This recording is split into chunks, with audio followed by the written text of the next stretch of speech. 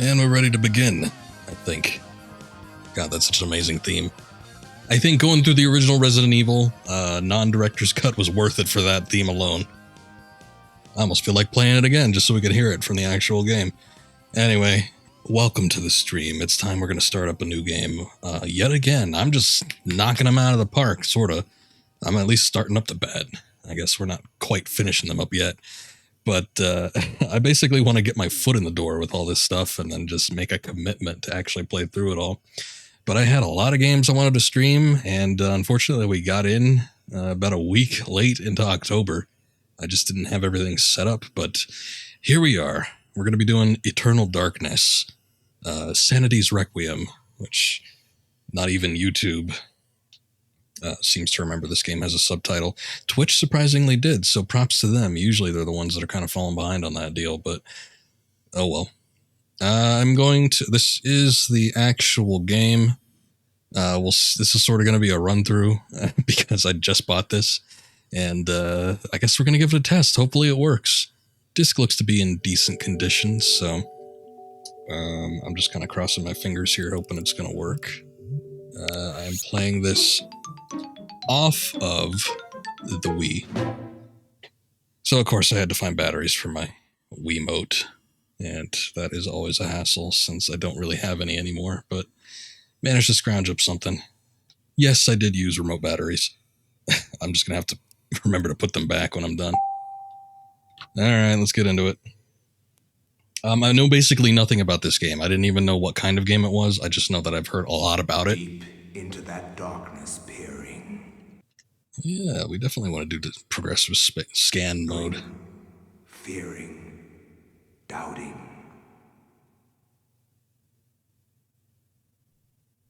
Oh, I think it interrupted the video a little bit.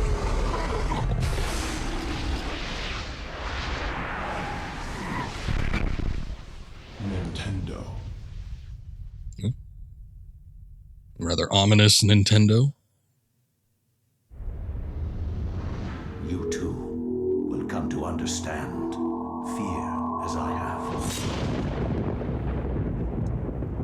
Oh no. Oh no. Oh no. I'm having second thoughts about this. Silicon Knights? What, did they make this game? Or did they just produce it?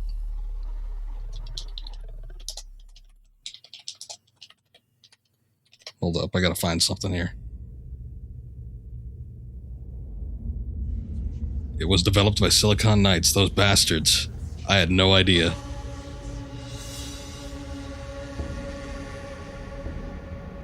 Well, at least they're bankrupt now. What did they even do? They didn't even make that many games.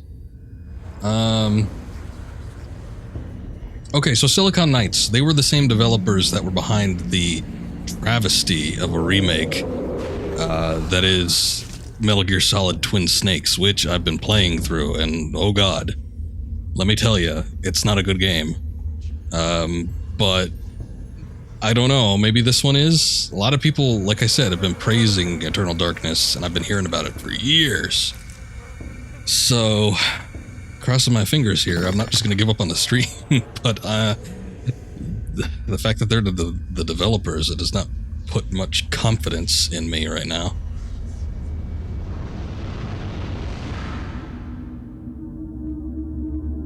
Let me see something. Okay, so Silicon Knights. Their first game was Cyber Empires for the Amiga, Atari ST, and DOS. Then they made Fantasy Empires, then Dark Legions, then... Oh, they made Blood Omen, Legacy of Kain. Did not know that.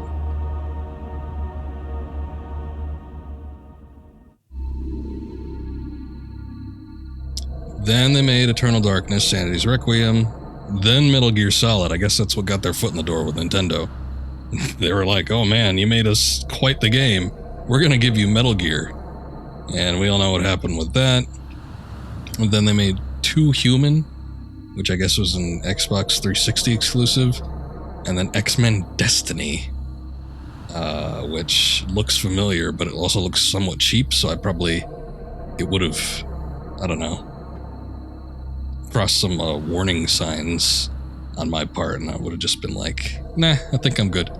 That was available, it had several ports, but all those 7th generation platforms and the Nintendo DS. So interesting. Okay. Well, anyway, let's not worry about that for right now. This, to my knowledge, is a survival horror game. Like I said, a lot of praise coming from it from various people, especially Nintendo fans, because I don't think there were many types of games like this. Obviously, on Sony's side, there was, like Silent Hill, Resident Evil, all that jazz, but not as much going on for Nintendo. And this game is rated M, too, which was still sort of kind of rare. I mean, with the Gamecube, there were games that were sort of creeping up onto the platform that had an M rating, but nothing too extreme. Flesh, bone, bound together with the oddest magical incantation. This wretched book is where it all began so long ago. Before time, before humanity. I am Dr. Edward Roivas. I am a clinical psychologist. I am also dead. This is not my story, nor even the story of the Roivas family. It is the story of humanity.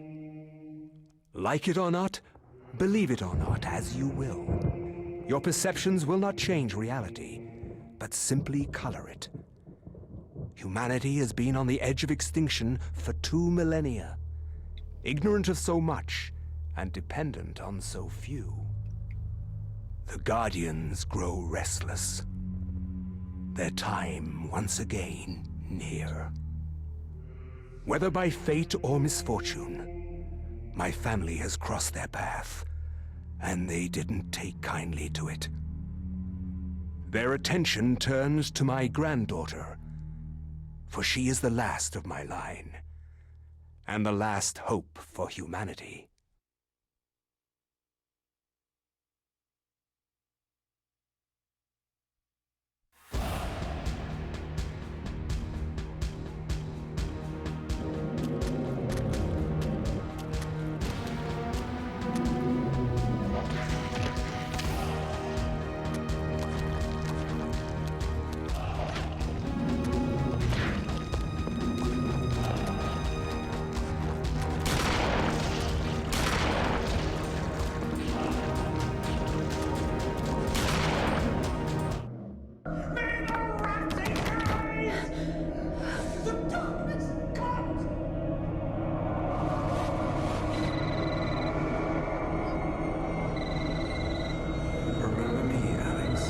Okay, apologies. I didn't know that the game had started. I was actually checking some audio values.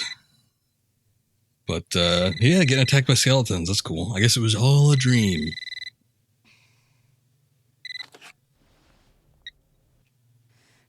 Hello? Miss Alexandra Roivas? Yeah, who's this? This is Inspector LaGrasse of the Rhode Island Police. I'm sorry to disturb you, but there's been an accident with your grandfather. I'll be on the next flight out.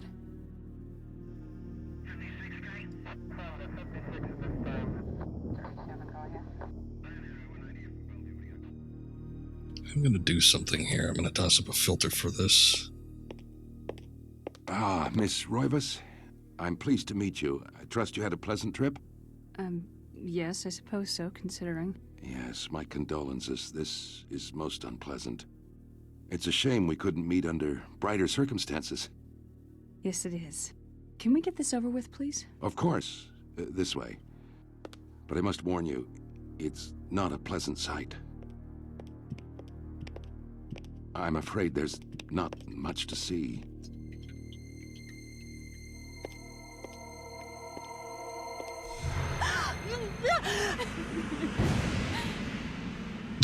That's not much to see? That seems like a lot to see. Miss Roivas, is that your grandfather, Edward? Yes, it's him. He's wearing our family ring. I don't understand. Why are you showing me this? Can't you check dental records or something? What is wrong with you? I'm sorry. It's my job, lady. You're the only living relative, and no, we can't check dental records. Girl sounds like Jennifer Hale. None of this makes sense.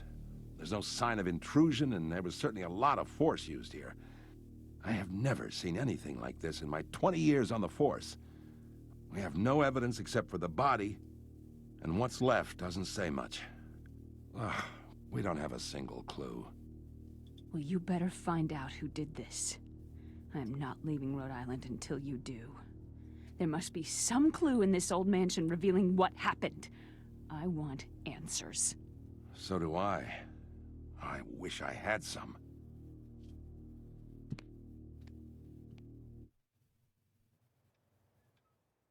Holy shit. Hold up a sec. Jesus. Okay, maybe this is why they got chosen for, to do Metal Gear. This whole cast is like the cast of Metal Gear Solid, like the voice cast. I took a look to see if it was Jennifer Hale. It is.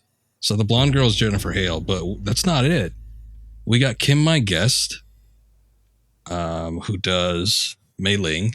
And then I swear, so there, yeah, we have someone, man, I just don't want to spoil anything for me. There's a Roman Legionnaire 1 voiced by David Hayter. And a Roman Legionnaire 2 voiced by David Hayter. And Angkor Thomgard voiced by David Hayter. Paul Eiding, who does Campbell. He does somebody in here. Reno Romano, Kim, my guest, Paul Eiding. Greg Eagles. So I got Greg Eagles in here. Who, of course, in the original version of Metal Gear Solid did the Cyborg Ninja. That was his larger part, but then he also did Donald Anderson. Is that it? That might be it. Still, that's a lot. It's like an assload of people they just ripped from Metal Gear Solid. I guess Silicon Knights must have been a fan. So when they were able to do Twin Snakes, that must have been a dream come true for them.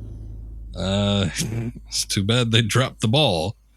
But that's alright, I guess. Can always be a winner. Cam Clark is also in here. I don't remember if he does any voices for Metal Gear, but I know I've seen his voice like everywhere. Let me see.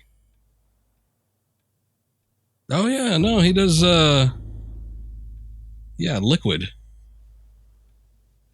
And I must be thinking of something else. I don't know. Geez, that's quite the lineup.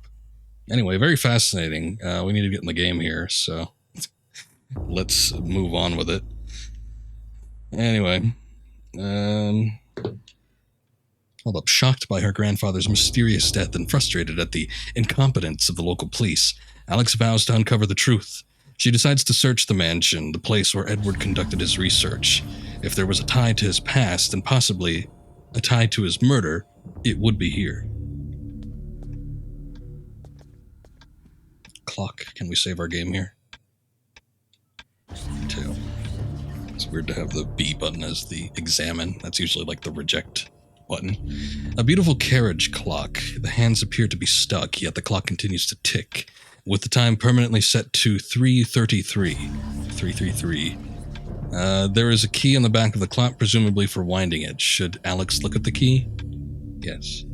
Alex picks up the desk clock and pulls the key from it. However, there is something odd about the key. It isn't for winding it at all. It looks like a dresser key. Interesting. Do we still have to press Start and A to access the menu? Oh no, just the Start button. Wow, who would have thought? How intuitive. Use. This function allows the manipulation of inventory items within the current room. Alright. Okay, yeah, I know how to do these things. I've played Resident Evil.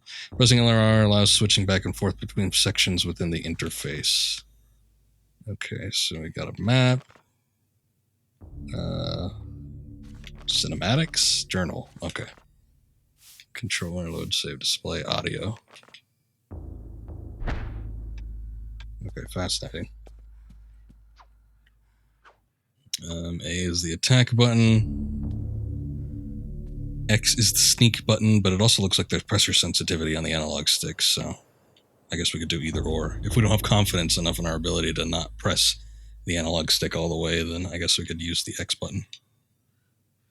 It's a nice comic page. Portraits of ancestral Roivus line the foyer walls.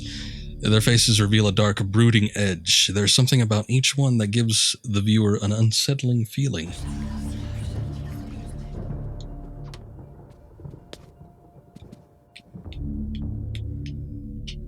Okay, I guess R button is like guard or something. And then we have the L trigger for running.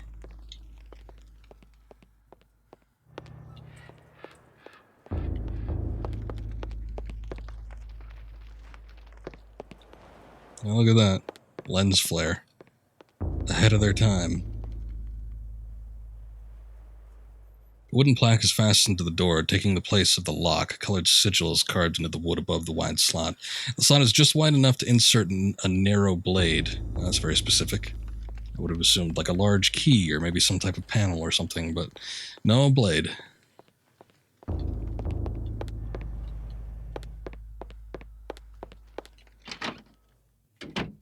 Guess that's it.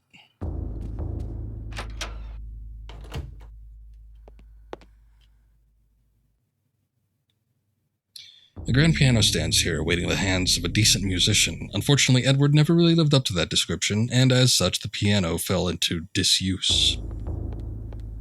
You gotta have it tuned every now and again. Hopefully, at least did that. Looks like this guy's got money to throw around, so. Barely see what's on there. Oh. Doesn't even have anything to say about it. It's just like there. The illustration features a collection of strange lined designs related to each other in a cyclical manner. Okay. There appears to be some significance to it, but it is particularly evident. Table is set for one. Alex's grandfather Edward's private nature meant that he never had many visitors, and this is the only evidence of it. It's just sad.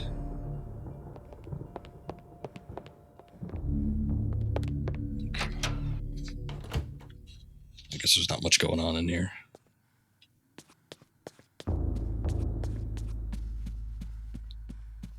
Very intense ambiance. So, portraits of the ancestral Roivus.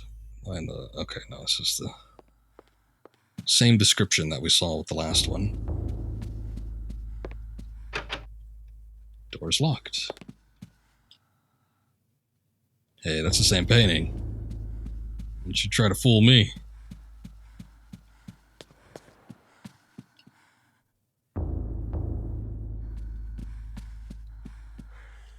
This guy's very fond of those two people.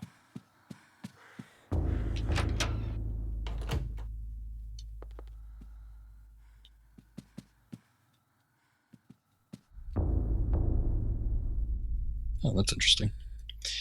In the warm glow of candlelight, the Roivus family tree hangs from the walls. Shadows flitter across its surface, obscuring the detail. If one looks closely, the family's secrets are revealed.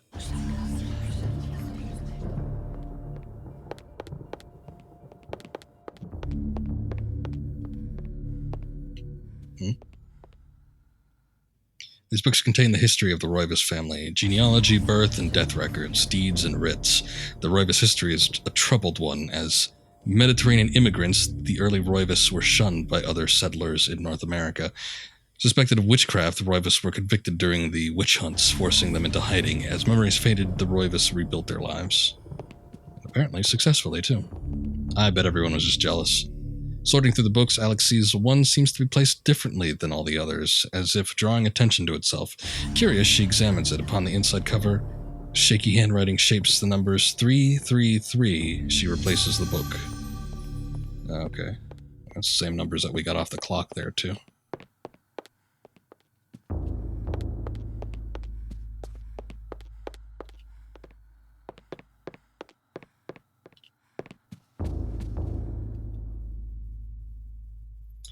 The books in this corner seem to focus on the supernatural, the writings of Poe, Lovecraft, the poetry of Blake, the art of Bosch. Everything is tied to ethereal horror or fantasy. It is all here, a reference library to the arcane. Was this Alex's grandfather's secret hobby? Maybe the witchcraft was not such a far-fetched claim after all.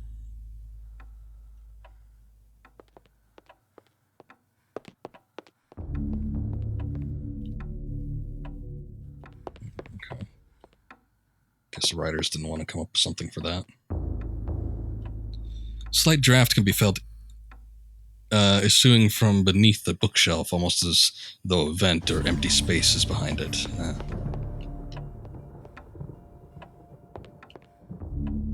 Oh god, look at the hair on that one. Okay, well here's a clock. I've been seeing a lot about that 333. This looming grandfather clock seems to stand ominously in the corner, gazing on this empty room with an almost patriarchal air. Use the, I guess, left and right analog stick press to adjust the clock hands. Should Alex adjust the clock hands? Yes.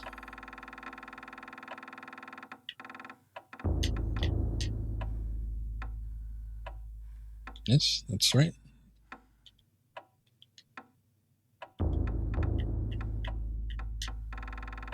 Did we go too far?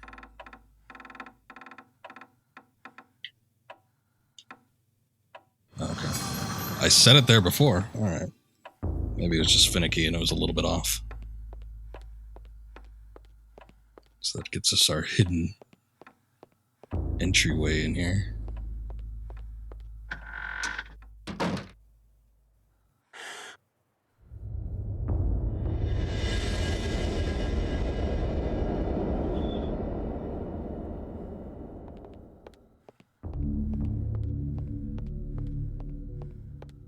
I see that big glowing book, but got other oddities around here. A small shrine of candles. Their placement appears to be very deliberate, matching the etchings on the table and the wall's illustration. The candles are unlit.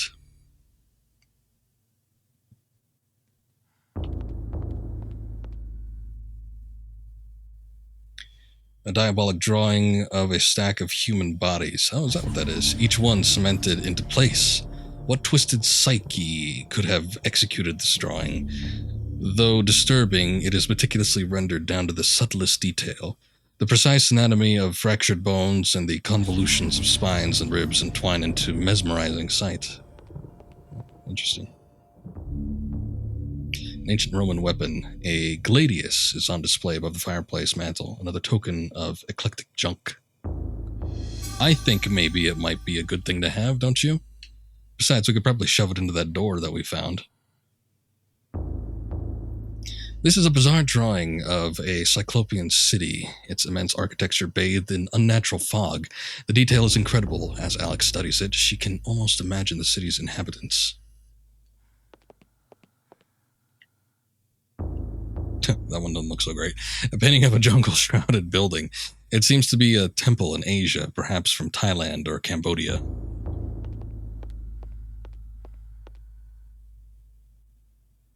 This looks like some kind of mask. The face is serene in composure. Is it? It looks sort of like it's pained, with a faint hint of a smile tugging at the corners of the mouth and eyes closed in deep meditation. Yeah, okay, we'll go with that.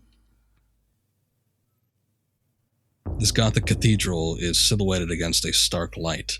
Image is vicious and devoid of subtlety. Every brushstroke echoes the spike of the architecture, imbuing a violent feeling, as though the building itself is a harsh imposition on reality. A grim picture indeed. Could tell they're like nabbing. The stylings of H.P. Lovecraft are very meticulous in its dialogue. An aged page set inside a glass frame hangs on the wall. An insane scribbling covers the page, incomprehensible to Alex. Perhaps, if Alex had some kind of tome, it could be deciphered. Okay.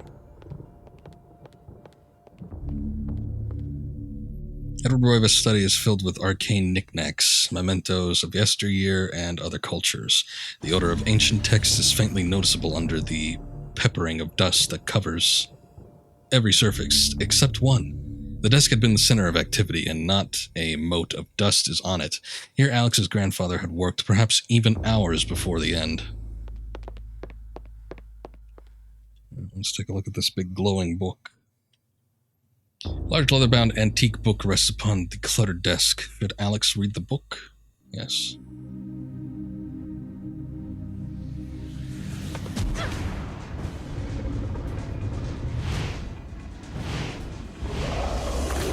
Oh god, we got eldritch horrors. I had no knowledge of what was to come, nor did I care. How the knowledge changed me, it will also change you. As you read this, you will come to learn fear as I have. You too will come to understand, or you will perish. To think that once I could not see beyond the veil of our reality. To see those who dwell behind. My life now has purpose, for I have learned the frailty of flesh and bone. Here, those I Roman was legionnaires. once a fool. We might hear David Hayter. Where is quies candamest? Where is conservandi? Facusatis aquae sumant, et animus eorum confirma. Pugna huis, dia sit modo prima multarum, si inceptum conficiamus. Quam primum, Centurio Augustus. Volo res I would like to militaris. compliment you once more on your battle tactics. Our enemies did not have a chance. Do you believe that it really exists, Centurion? I do not doubt our Emperor's beliefs, or his orders. But if we are to retrieve the artifact, then we must be strong and patient. It's hard to tell from those couple lines. I guess that was David Hayter? I don't know. Maybe there's more legionnaires standing around somewhere.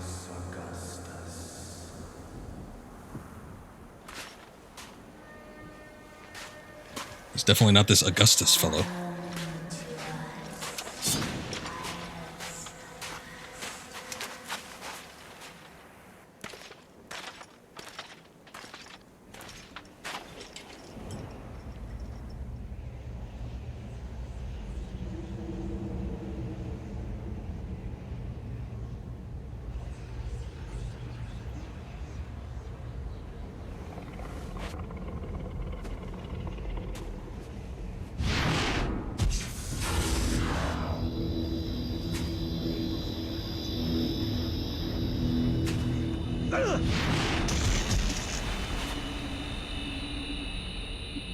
Dead? Oh no. Yeah, it's like the ring transporters from Stargate. Except not at all like that. Okay, alright. So I'm guessing this is one of the Roivus. Maybe he's an ancestor. Maybe this is Assassin's Creed before Assassin's Creed. We just keep leaping back to ancestors.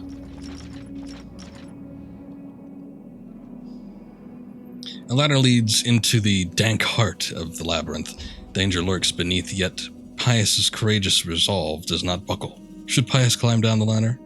Sure.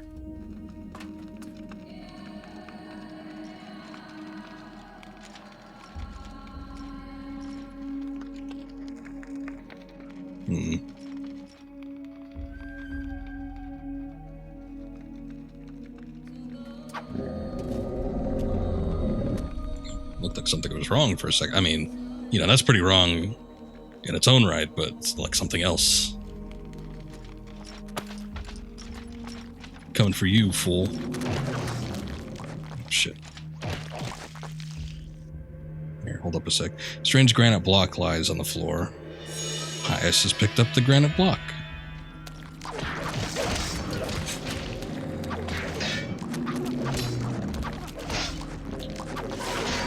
Oh shit, they can resurrect.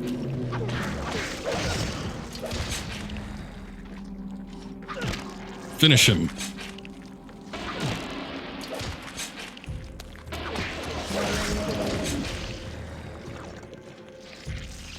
Come on, finish.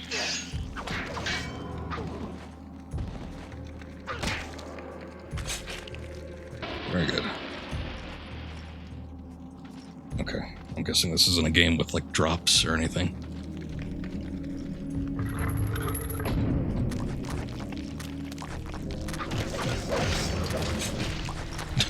Hold up, can't examine that now.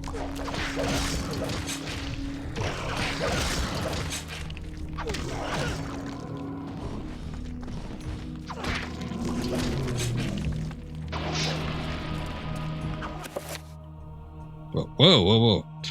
Don't just bring me into a menu. This meter represents life energy. Every time a character takes damage, the level will get lower. When it reaches 0, the character will die. Yes, that is basic game mechanics, but I appreciate it.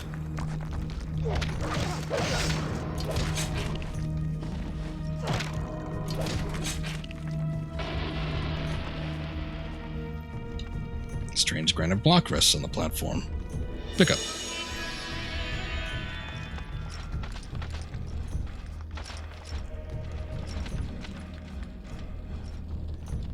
Oh god, I wonder if he has stamina. There's no stamina meter or anything, but he's like breathing heavy.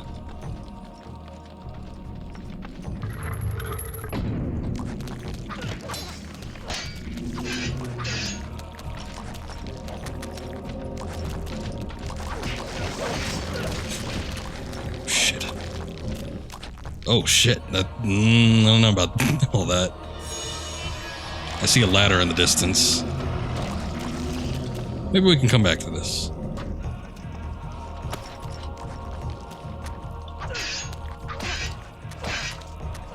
Oh, look at that, I can't execute like a combo.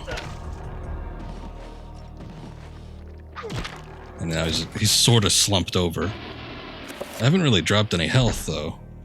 So there must be, like, unseen stamina.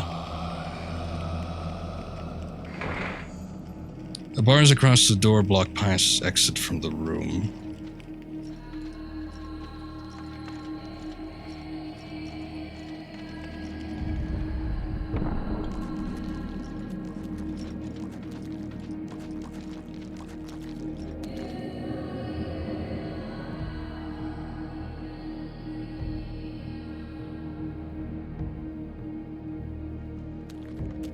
Okay.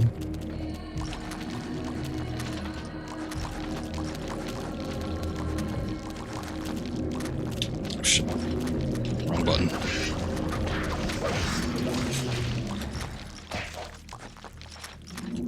Oh good, infighting.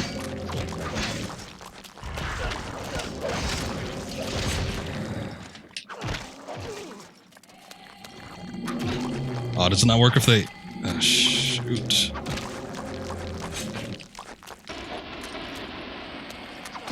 Oh, I got 2 for 1 though, that's good. But they can interrupt you when you're doing the finisher.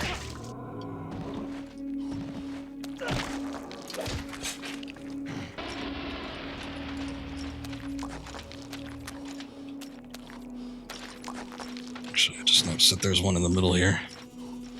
This guy is like way out of breath. Give me a sec. Strange granite block. You will be a sacrifice. Blood of the skeleton.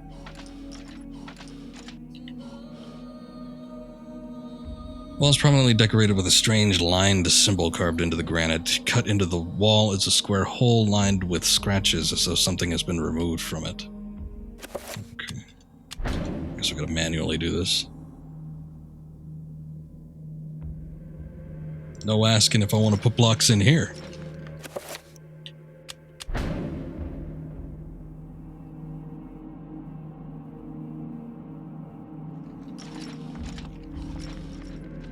Okay, I think I'm gonna walk, just in case something else happens down here. Like when shit gets real once I put the final block in. Probably want to try to conserve stamina as much as possible.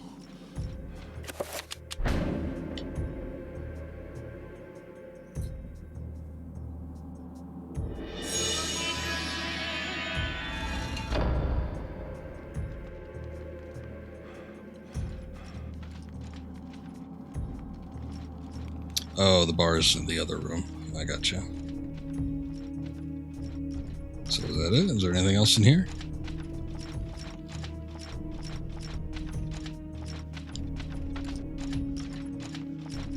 I guess not. Is there a, let's see, save. Let's see.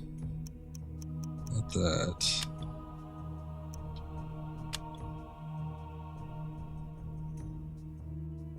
Pius Augustus, 26 BC.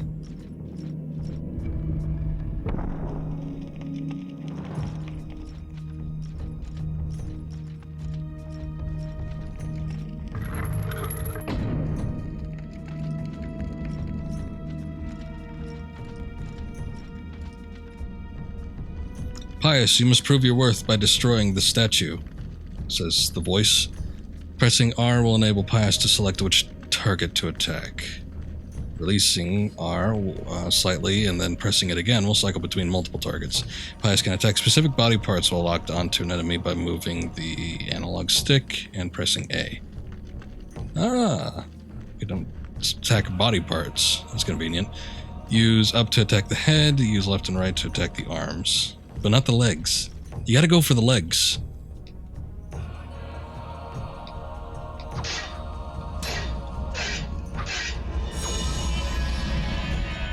You, sir, have been Black Knighted.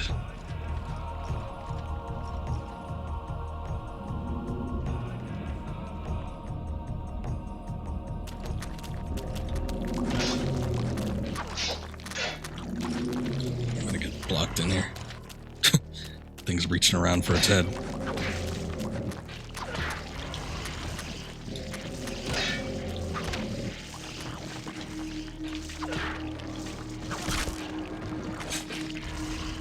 Look at that. Despite the fact that they're like skeleton people, he still used his head to see. And then I render them useless when they're got no limbs and no head.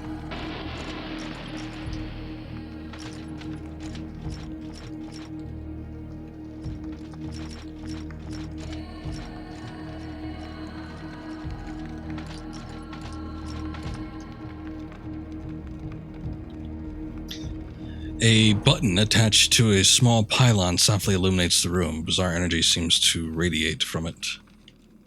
Should Pius push the button? Yes. Yes, I think so.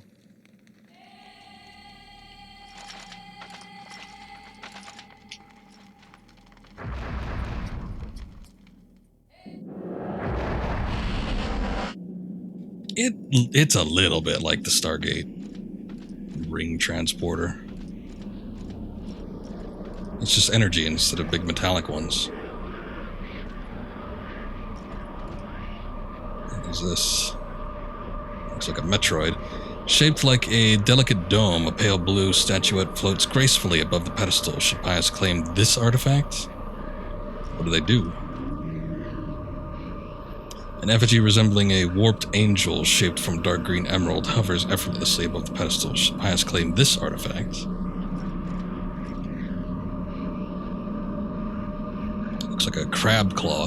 Strange sculpture resembling a red-clawed worm mysteriously floats above the pedestal. Should Pius claim this artifact? I don't know.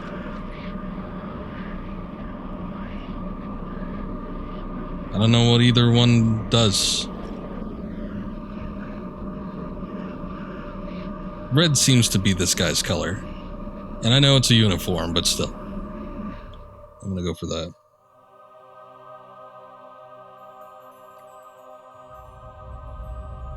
Look at that, got the big old meaty claw.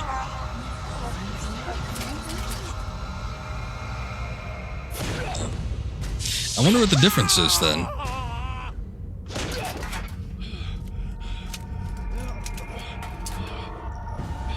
Because, like, we launched right into a cutscene. Oh, and he's zombified.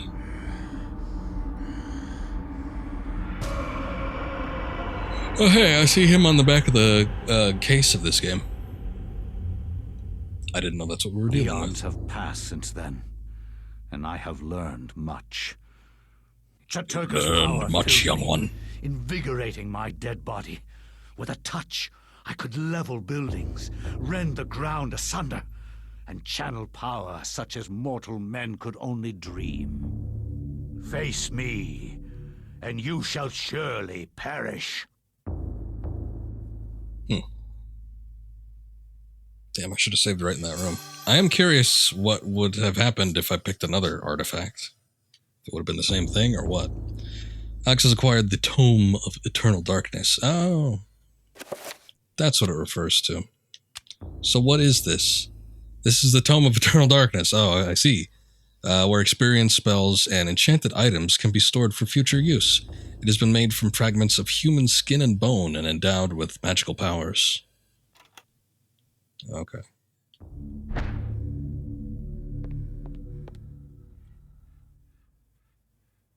So now that we have that, strangely, the Tome of Eternal Darkness with the Tome of Eternal Darkness in her possession, Alice can read the page. It is a chapter from the tome itself. Should Alex take the chapter page? Alex has found the chapter page entitled "The Binding of the Corpse God." I see. And that is... This appears to be a page from the Tome of Eternal Darkness. It is entitled "The Binding of the Corpse God." Use this item to read the chapter. Should Alex read it now? I guess. I cannot say what was the true beginning, nor am I sure of its end. So perhaps here is the best place to start. I am reminded of ideas I first encountered in Sir James George Fraser's book, The Golden Bough, a study in magic and religion. We are overwhelmed by a very human need to weave a web of meaning where there may be none. Since time immemorial, ancient peoples have dressed up their lack of knowledge as gods and demons. I have discovered that sometimes the fates of gods and mortals intertwine, and legends are born.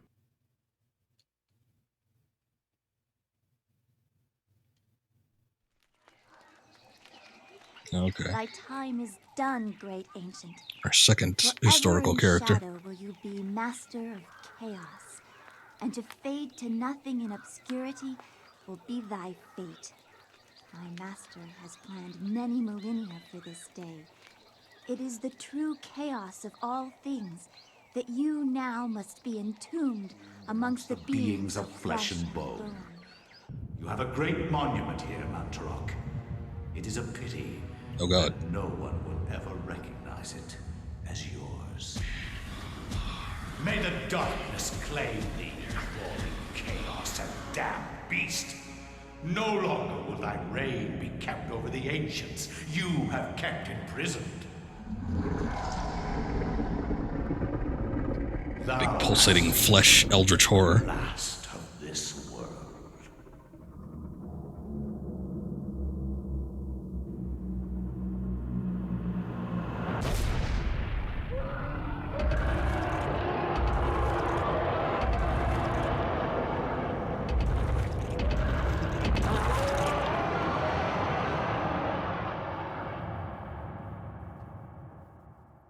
I thought it was something to be revered, but they're just smashing his eyeballs. Fables can keep me amused. There has to be something to do around here. I only wish something that fantastic and of higher purpose could happen to me.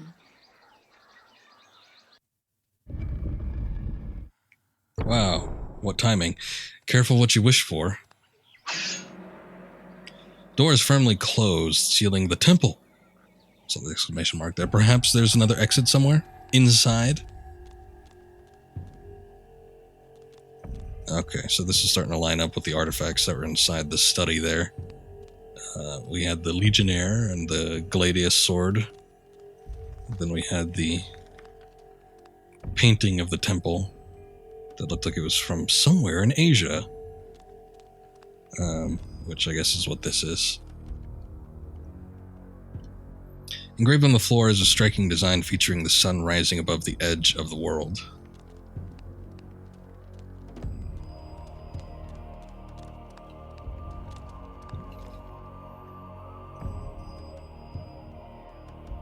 Design on the wall appears to be or to depict a time of day. Perhaps candles do too?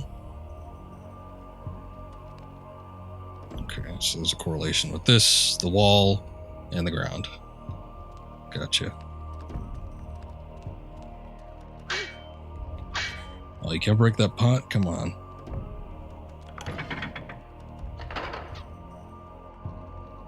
Oh, one of these deals. I feel like I'm playing Tomb Raider.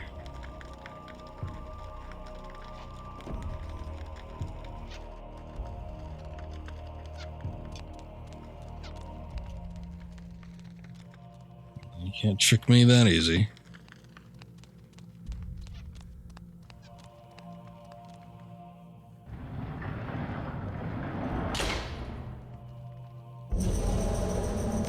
Oh, okay. Here come the shambling corpses. When located by creatures, a sanity loss occurs, causing a decrease in the level of sanity meter and the character to pulse green. Beware, sanity loss affects perception and eventually health. Okay, again, we have to go through tutorial menu. Sanity meter. This meter represents a character's sanity. Every time he or she meets a monster, his or her sanity will get lower. The lower the sanity meter gets, the more the character will hallucinate. Okay. This must be one of the famous sanity effects come into play. Performing a finishing move on a creature recovers sanity. Oh, okay. So reasons to do it outside of ending an immediate threat.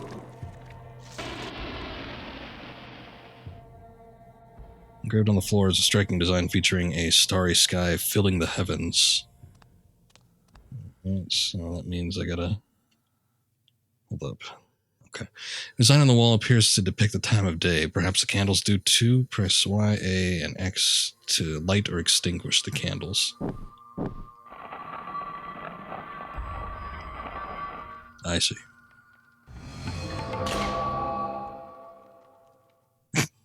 Sure you don't want to go down a little more?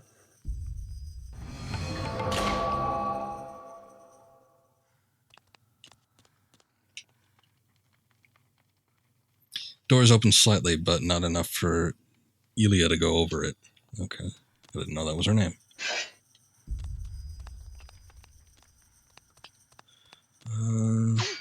Okay. I guess there's nothing else in here. We gotta be careful. It's gonna be harder on the way back.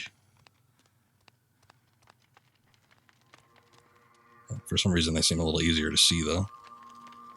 Like, color-wise.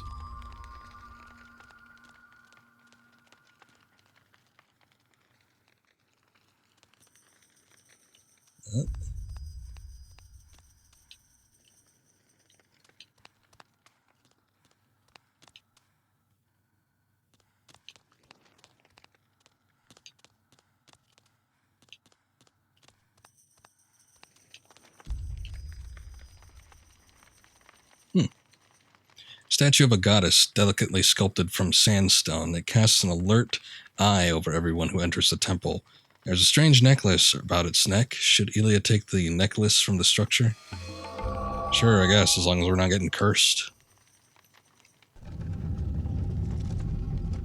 Oh, look at that. The necklace can be used to heal Elia. Make sure that Elia does not move when the spell is being cast. Okay. Oh, it has a number of uses.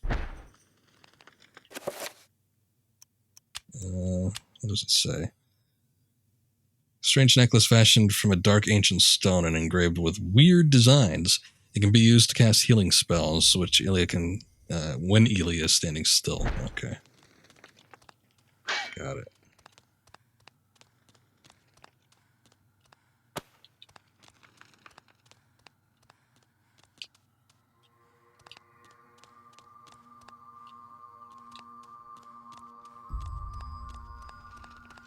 Okay, guess we're going this way.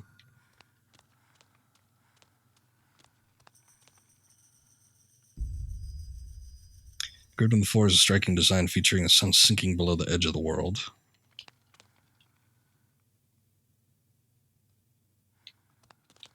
Okay. Maybe we had an option to go through either or. So either similar in both regards. Oh, Jesus. I didn't even see that one.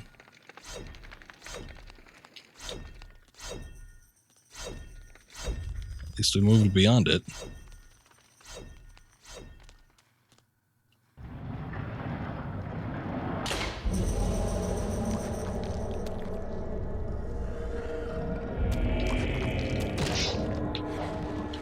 Oh, that's it, huh?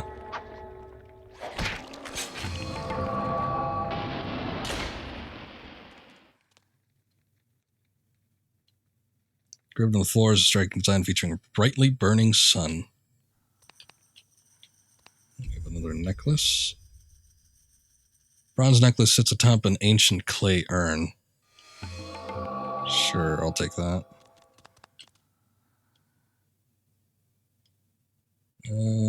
Okay. I was gonna say it's either the middle one or I gotta turn all three on. But maybe that just means the earth is on fire.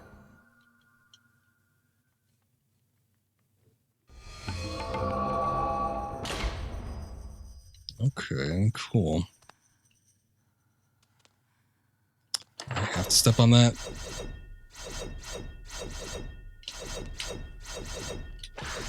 Ah! Oh, well, at least it stops once you get hit.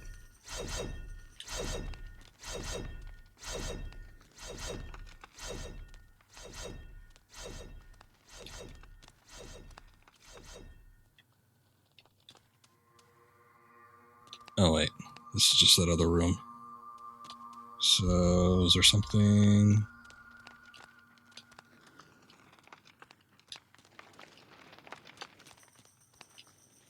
Oh.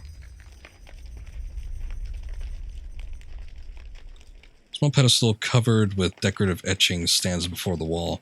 The blowgun upon it must have some special significance for it to be the focal point of this display. Should Elia take the blowgun? Alright.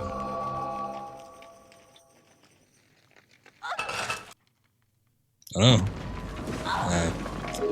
It's a Treasure Hunter 101. You always gotta be prepared when you take something off a pedestal. At least she landed on her feet. What the? Who's that? Why are they so meaty? Oh, God.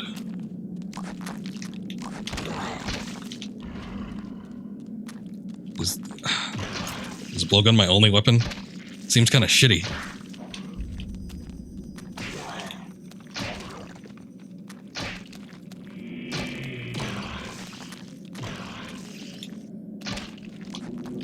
I guess it poisons them, but it's like not doing enough. So I wish I could change the camera too.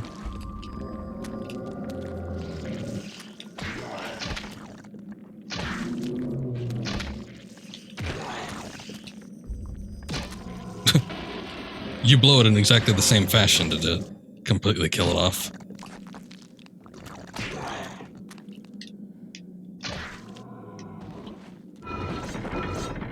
Oh, you son of a bitch.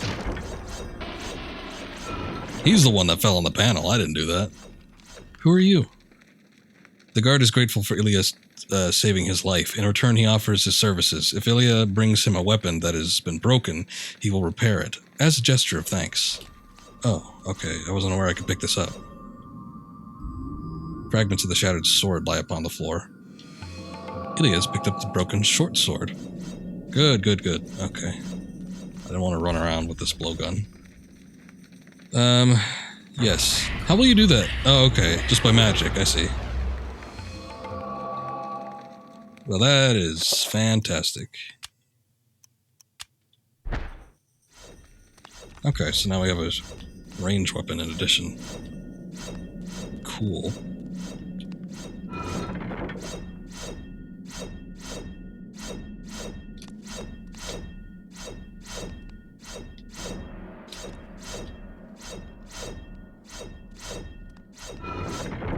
No, no, no.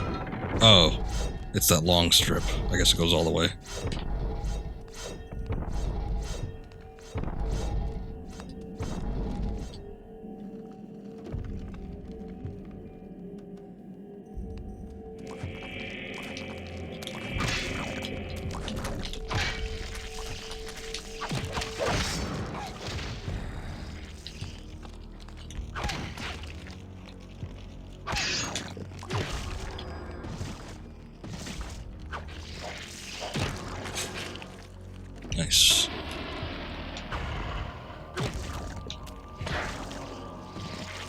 even have cinematic finishers now.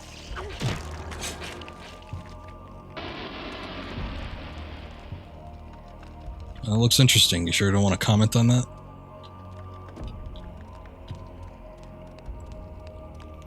Alright. Doorway.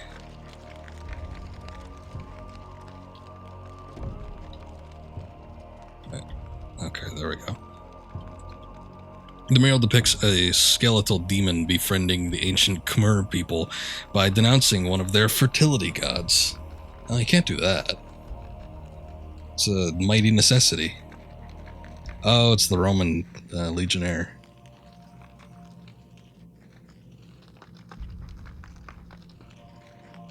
Interesting.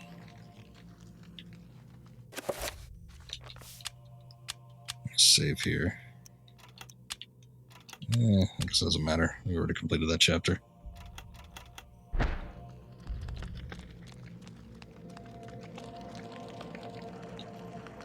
There's a hole in the device, as though something can be inserted. Perhaps a key or a lever. I don't think I have anything. Got that bronze necklace. Okay. Let me walk into this picture over here.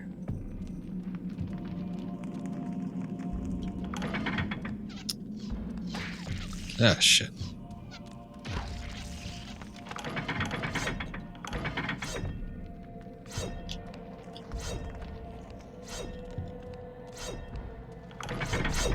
Ah.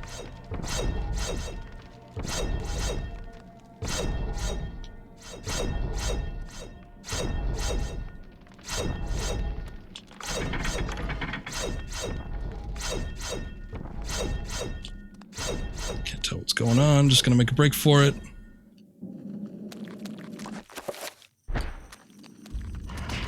What the hell? Alright, infighting. Go get him. Maybe we shouldn't be looking at that if the monsters are still able to move around.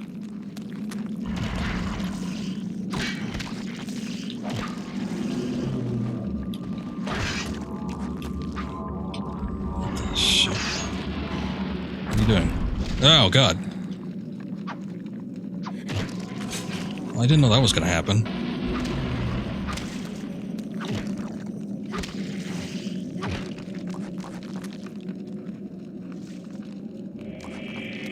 Oh, the head is still attached. He's just gonna look at me menacingly. Okay, no, detail. This mural depicts one of the ancient Khmer deities being tortured and killed by a skeletal demon.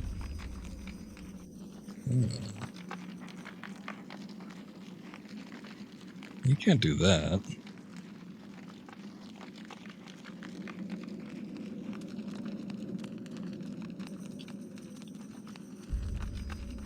Is there actually nothing in here?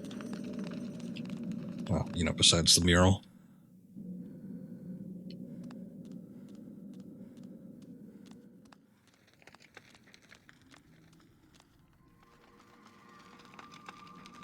This looks a hell of a lot clearer than the others.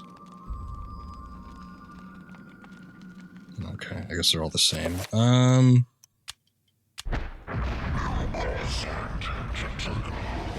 jeez. It's sort of horrifying. This looks like it might be dangerous, so I'm just... You know what? I'm gonna save, too. I don't know what game over is like in this game, so it's like... It might just eject us back to the main menu, or maybe we'll get a continue. I don't know.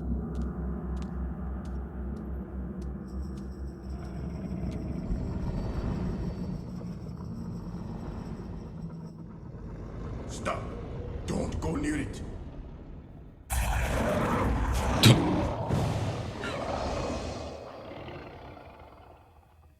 So, you are reduced to feeding on flesh and bone, Mantarok. How the mighty have fallen. You will surely fester for millennia to come. A slow and torturous fate for thee. You had best leave, young fool, or you will find yourself as food for the dead god. Yeah, I'd probably do that. When the skeleton man tells you to go, you probably should. Did not heed the advice. You are one of the chosen many, flesh and blood. It is now your destiny to fight the eternal darkness. This sounds like Greg Eagles. I give you a gift in return for an obligation. The gift is your life, sweet dancer. Yeah, it's definitely Greg Eagles. The obligation. That inflection. You hold one of Mantarok's hearts, the essence of the corpse god. To some, it is a source of great power. From those people, you must defend it, lest they use it to destroy what little brightness your world has left in it. Guard it well.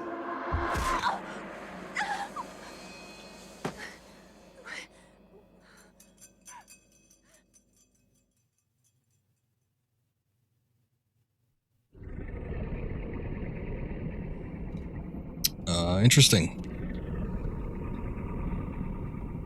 The metal staff is held by the arms of the statue. That's what we need for that other room, I'm guessing. I don't know that we should do anything else here, but I'm going to take a look just in case. Statue of a human female bears witness to the monstrosity that fills the room. The porous stone of its body is covered with the effluvial grime that Mantarok has secreted over the years.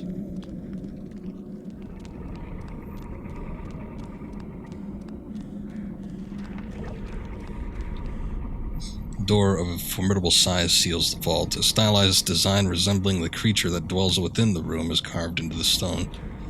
One thing I think is weird is that when you're reading the descriptions on things, it's not from the point of view of the character.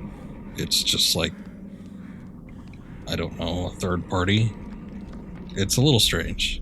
Because usually when it comes to survival horror... Okay, I guess if we want to take a good look at this thing.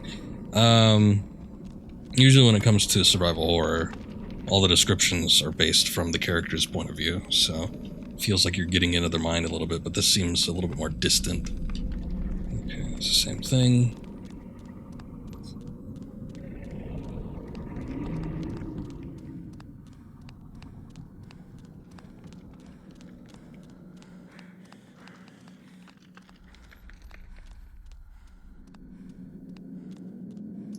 Use up too much of my stamina. I'm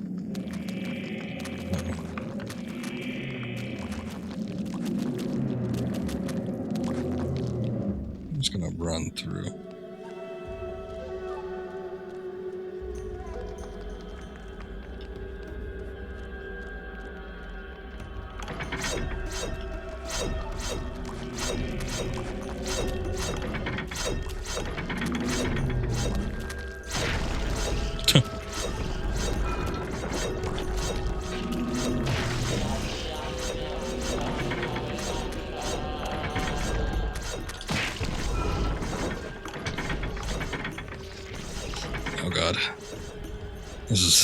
That was kind of bad, but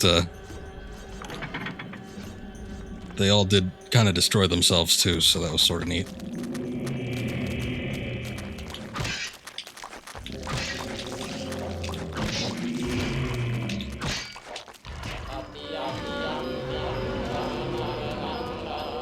Uh-oh.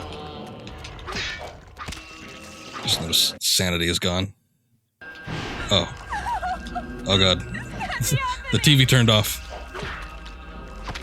Psycho Manus, what are you doing?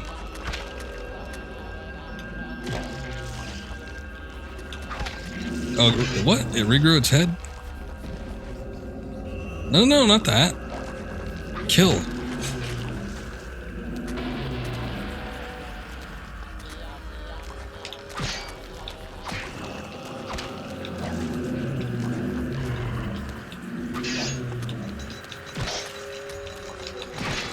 Maybe that's an effect of the Sanity deal?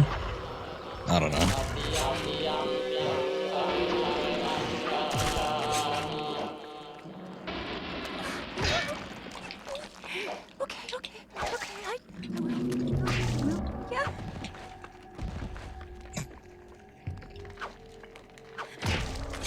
murmuring to herself like a teenage girl from the mid-2000s. I like the ambient music too, that was quite interesting.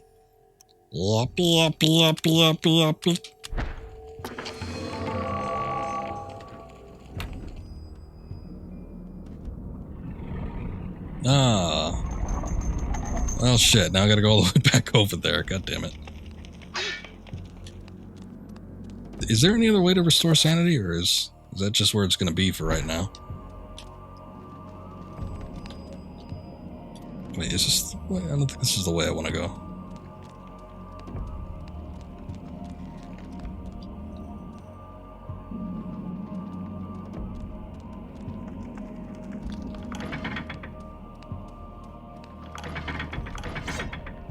Oh, shit. Nothing happened when I stepped in the first one, so I was like... Was it safe just to move anywhere?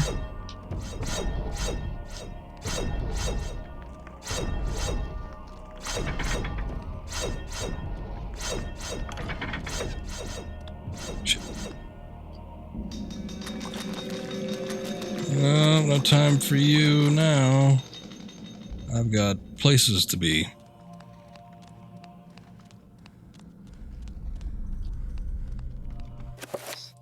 I'm going to save again because I'm the cautious type.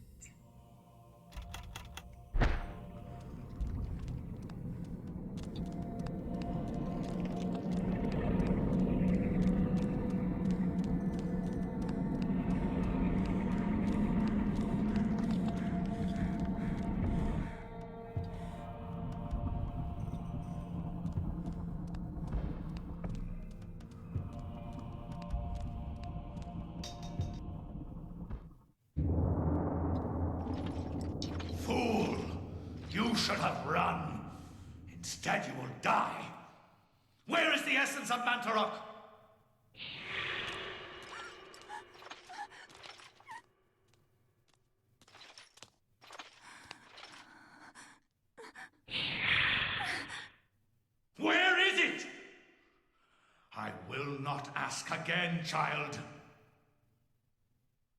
Very well, then. You will succumb to the horrors of oblivion.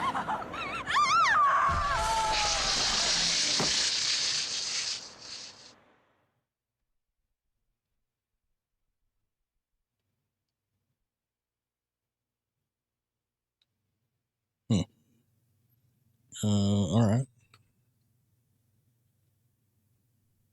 I guess we'll have to pick up with her story some other place and time. Oh yes, the candles. That did sort of play into it, didn't it? Okay, so already... No. So you see the sun up there.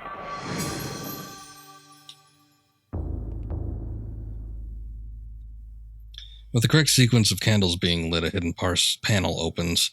There's a message tube inside. Alex has found the message tube. Controls just screwed me up. An antique leather-bound message tube, the kind used to transport sealed message scrolls. It appears to be unopened. There might be something inside. Should Alex open it? Yes. Alex has found the chapter page entitled Suspicions of Conspiracy. Oh.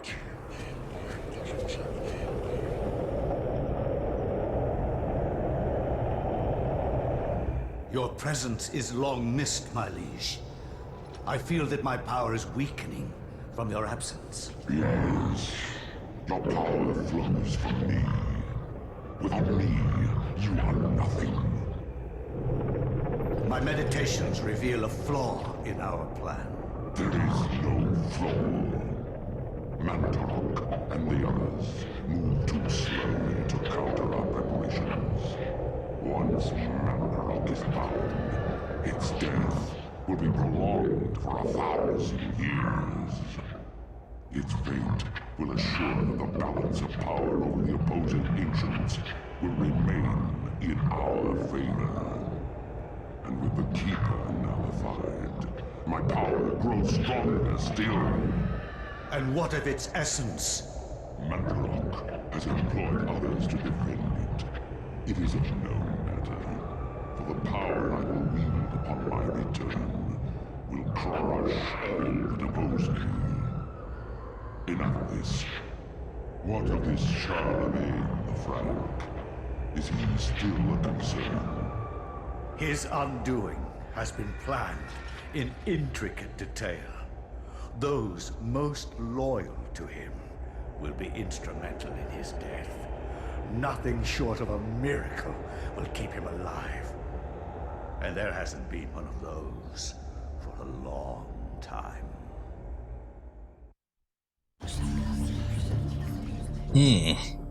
After the chapter page is removed, the message tube is no longer needed. Alex discards it.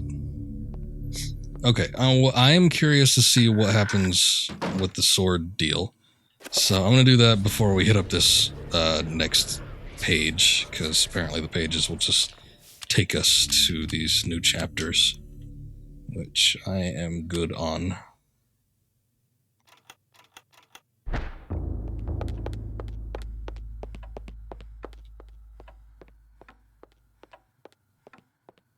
I kind of wonder, will we see, I mean, we had the little segment at the beginning of the game where she was fighting the skeletons, but will we see any actual combat inside the mansion? I guess she was using a shotgun, maybe by the time we get something like that. I can't actually equip this, can I? Oh, I can equip this. Oh. Good for her. Brass framed mirror is set into the wall. The mirror's direction can be adjusted by means of two crankshafts set below it. Curious device. Is it related to the telescope in some way? Should Alex adjust the mirror? I have no clue whether we should be messing with this or not.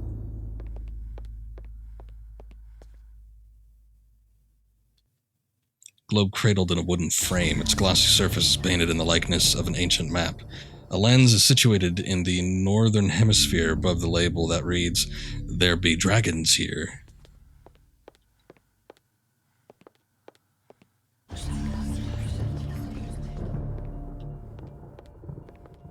Can you usually hear "there be dragons"?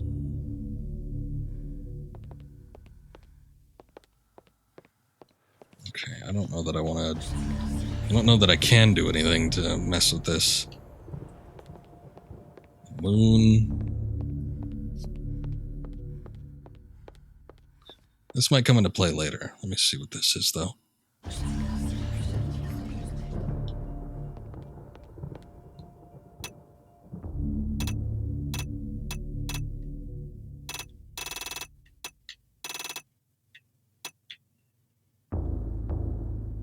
Yeah, I got no idea. We might need an item, or maybe it's one of those things where the solution becomes clear if we do a chapter.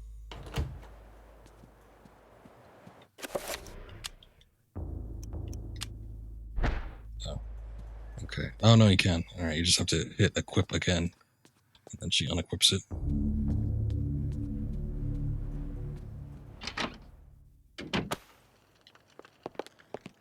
The hell was that? Oh, was the fireplace always lit? Something like a match striking or something. Okay, let's see if we can use this. Alex places the blade in the slot but feels it pushed back. It is as if the magic of the blade does not fit the lock. Oh.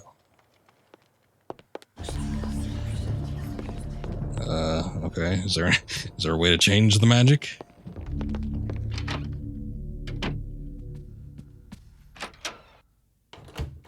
I don't think I recall seeing anything else.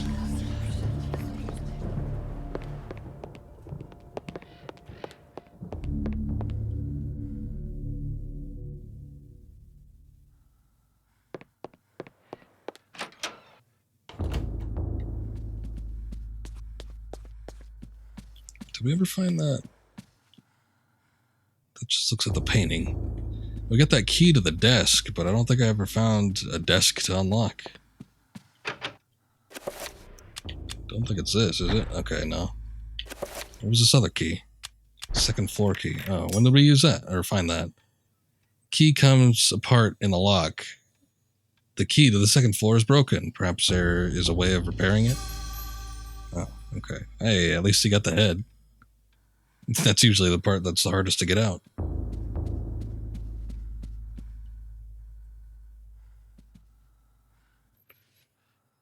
Is there a way to repair it? I don't remember seeing anything.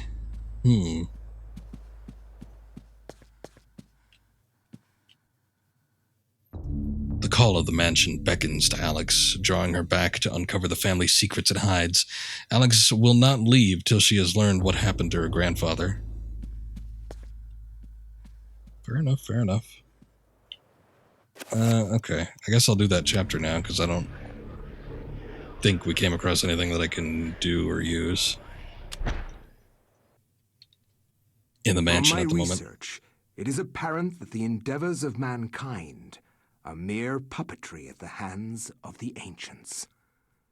Whenever a king vows reform, the ancients move quickly to stifle it.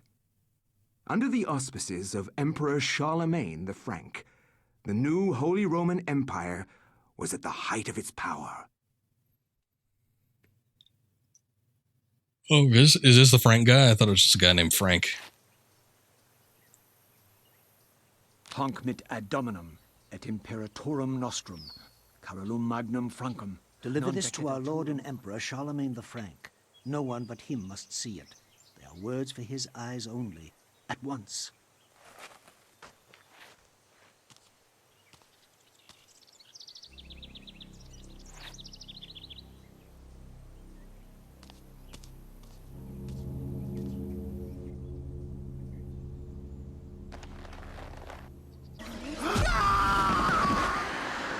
Shouldn't have looked. What sorcery is this? A spell? I am bewitched. If this was meant for Charlemagne, then what will become of him? I have to warn him of this treachery. Clearly it didn't kill you. I don't... Was it supposed to kill him? And him alone? What if it's just like for his eyes only and anybody else that reads it just gets their ass kicked? Hi. After Anthony briefly describes his mission, the monk informs him that Charlemagne was last seen in audience with the bishop in the visiting chamber. Anthony's presence is questioned by the monks, feeling that he has trespassed upon sacred ground. The monks seem rather subdued, perhaps out of respect, or perhaps out of fear. Visibly disturbed with grief and despair, the monk sobs pitifully. He recounts that this is not the only death to have occurred recently, and wonders if perhaps the order is being punished for a wavering in faith. Who died? The monk cordially greets Anthony. However, he brings grave news of the loss of one of his order, who fell from the tower to his death. His tone is guarded, leaving Anthony wondering if, indeed, this is the truth. Aye.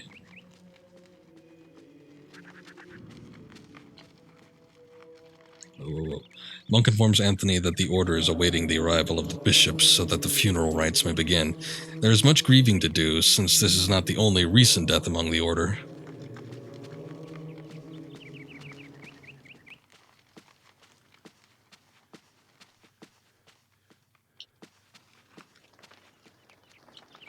What are you doing over here? This is not a place for prayer.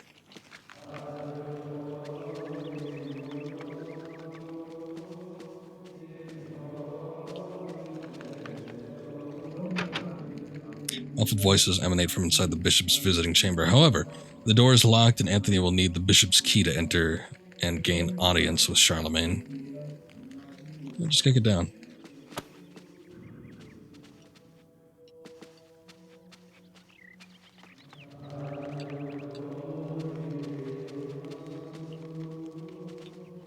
Take a peek inside the casket.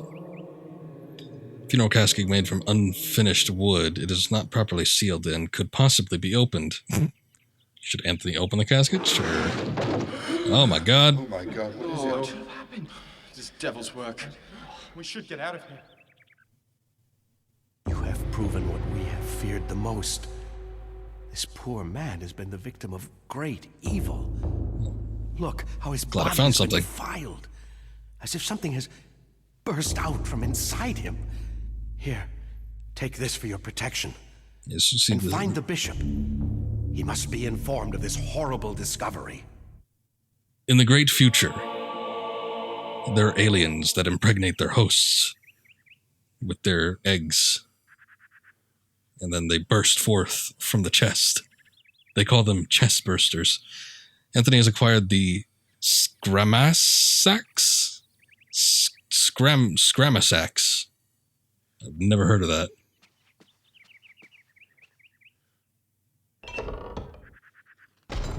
Okay, we're just going to leave this uncovered. Nobody minds the rotting corpse. Peering inside the casket, Anthony sees the body of a monk. His raiment is that of his order, stained with blood that has been seeped from many grievous wounds. It is truly a disturbing sight. Okay, let's equip this. Yeah, that's a good attack sound. We didn't get a key or anything, though. Alright, I guess it didn't matter. Everybody just bolted.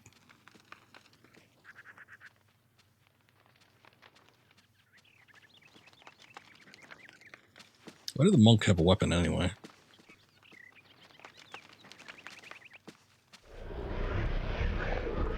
Uh-oh.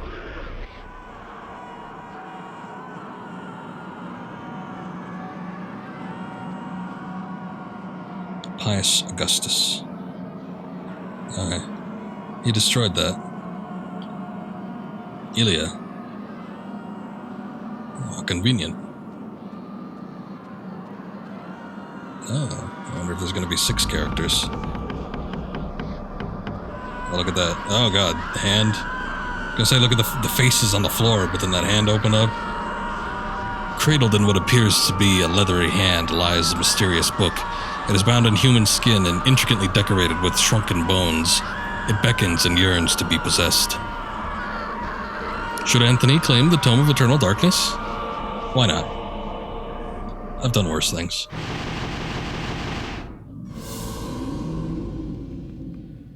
Okay, well, we got that now.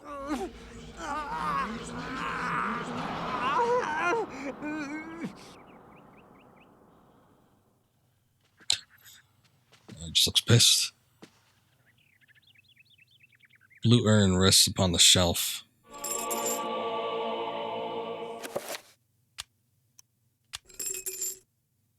Urn has been glazed with rich cobalt blue shellac, instilling it with an otherworldly spectral character. It has a strange sigil on the side. I don't know, but it's like jingling. Hold up, it's jingling.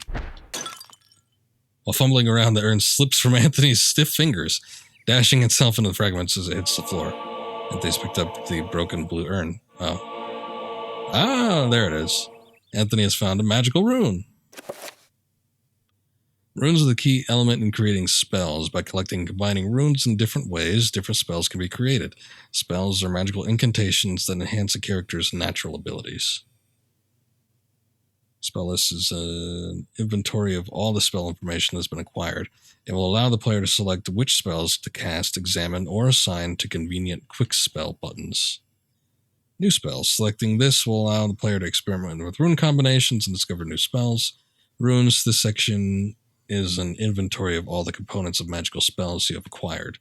Quick spell. With this function, the player can review their current assignment of spells to the quick spell button. Okay. Anthony doesn't have enough components to attempt to research spells at this time. I see. It is broken into fragments. Perhaps it can be repaired? Do we want to repair it? Do they have glue in the past?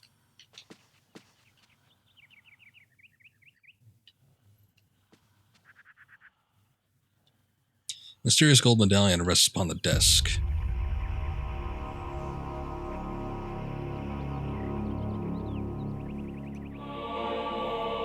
Anthony has acquired a circle of power. Circles of power describe the amount of power that a spell will have. The more points within that circle, the stronger the spell will be. I see.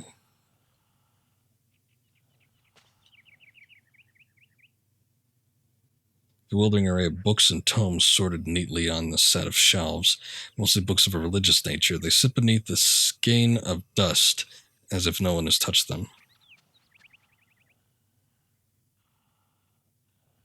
Yes? Is there something important about that?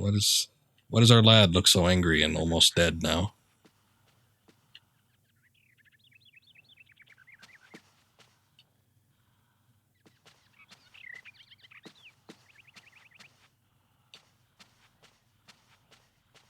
Okay, well, I guess that's it. I'm assuming we're gonna get attacked by skeletons.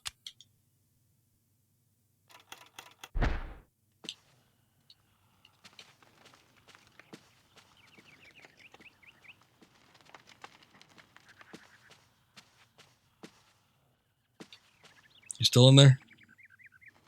Okay.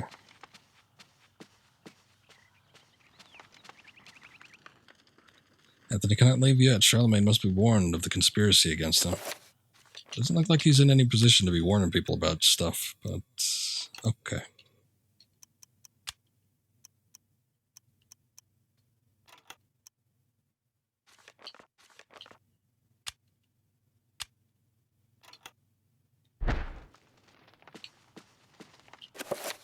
Do I have anything else? I guess not.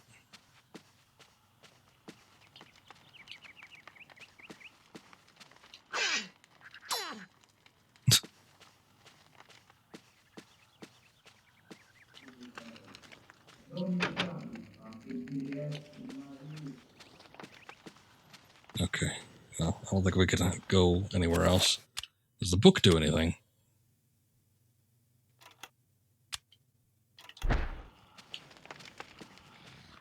Alright, I must have missed something up here, so let's give it another look.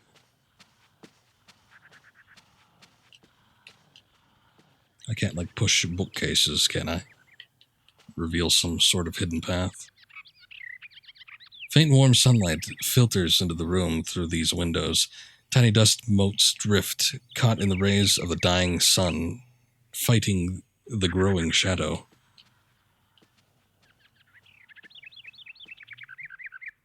It's still by the window? Yeah, it is.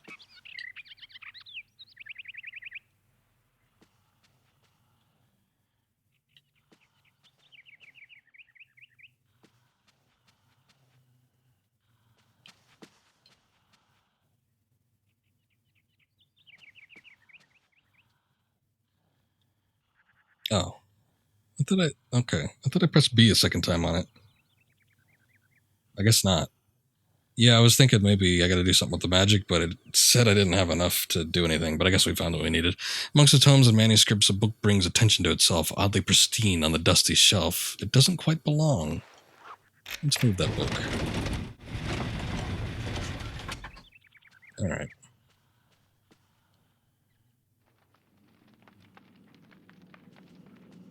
Might not be able to use magic. Could be, but it also said I didn't have enough components. So we might be able to learn something in a bit here. It looks like there's a rune inside this Zambino.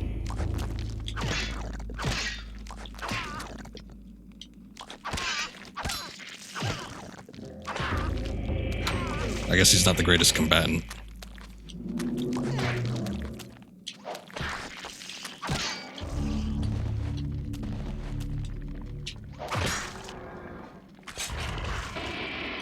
What's up with that head? Alright, never mind.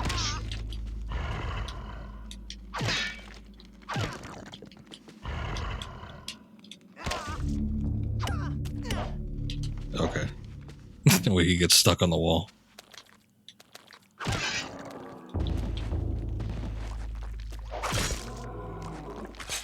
Like his finishing move, he just throws the sword into them.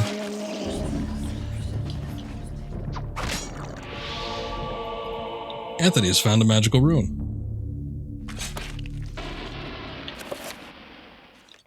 And now can we do anything with the runes? Let's see. Ah.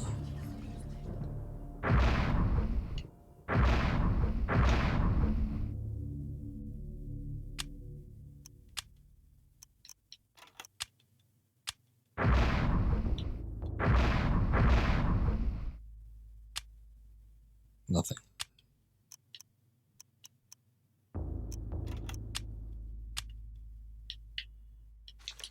Do I have a... Okay. Can I not select anything?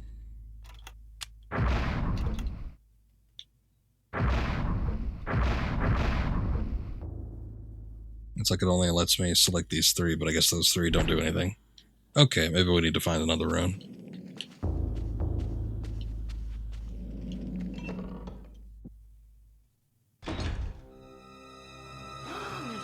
You're looking like shit.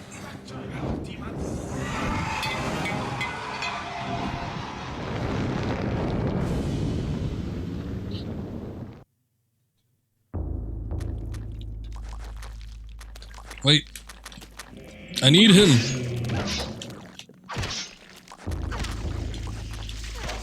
He can fix my pot, if he's anything like the other guy. Oh, okay.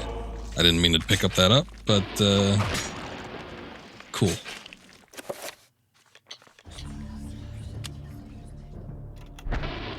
Well, at least we know that they can be injured by that.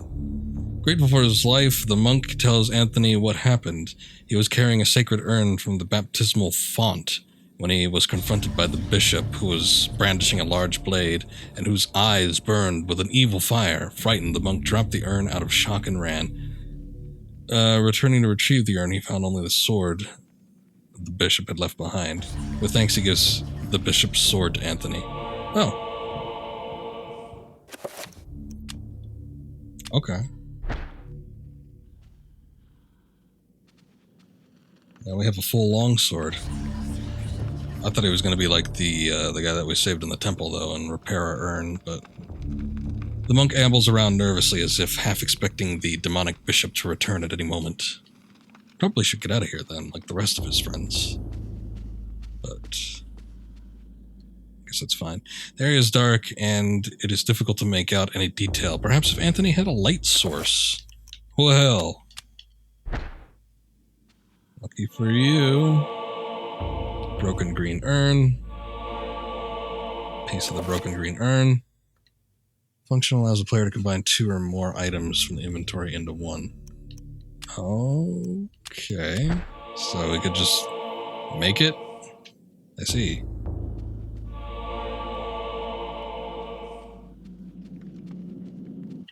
No adhesive required. Anthony has assembled the broken green urn. Oh, okay. No, it's not repaired just yet. It's just, we got it in the sort of shape that it needs to be in.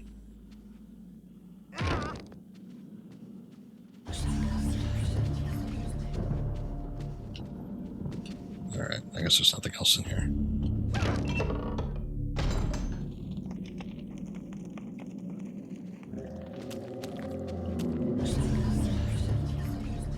Carved stone tablet lies on the stone floor. Anthony's acquired a magical codex. Runes cannot be understood without a codex. Without a codex, runes in your possession will remain a mystery. Oh. Okay. So does that mean we can make something now? No. Of course not. Magormor. I guess we don't have that one yet.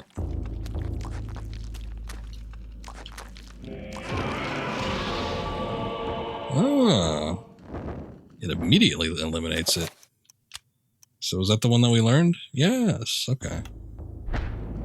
So we need to have a tome and the rune in order to have it be usable, I guess.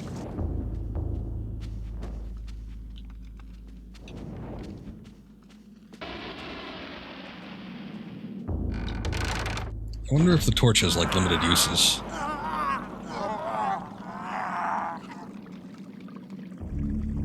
Looking worse. This is like Fable Evil Stage 2.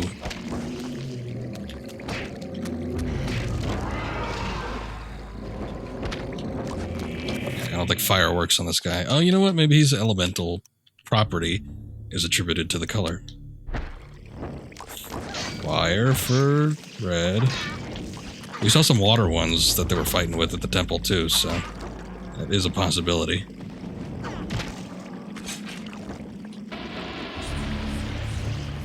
he's just dead. Stab that ass. Slab etched of etchstone sits on the pedestal. Magical codex. I think I have that symbol. Yeah, okay. So can I combine...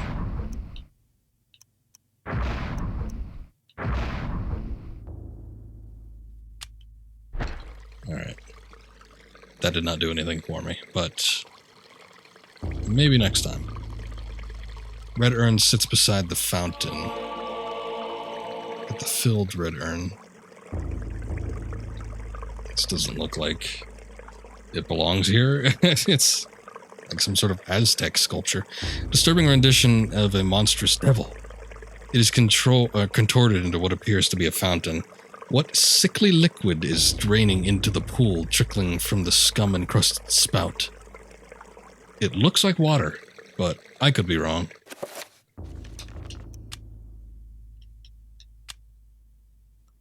Fragments of a broken urn pieced together to form a crude whole. Deep cracks mar its structure, and while it is almost complete, it is far from watertight. Perhaps it can be repaired somehow. Urn is broken into many fragments, perhaps it can be repaired. Okay. Now we have 3 colored urns. Might actually be 4, because with the runes that we've been seeing lately, there's a purple one in addition to the red, green, and blue. An aged tapestry hangs on the wall. It is soiled from the dank atmosphere of the room and the corruption about it. Can I burn it? Yes, I can.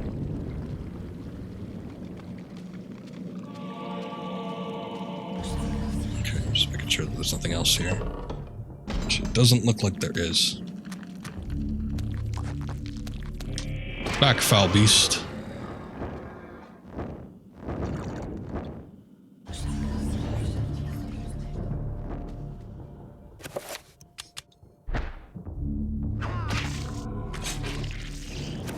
Kind of sucks that I can't do a finisher with the torch, but okay, I guess.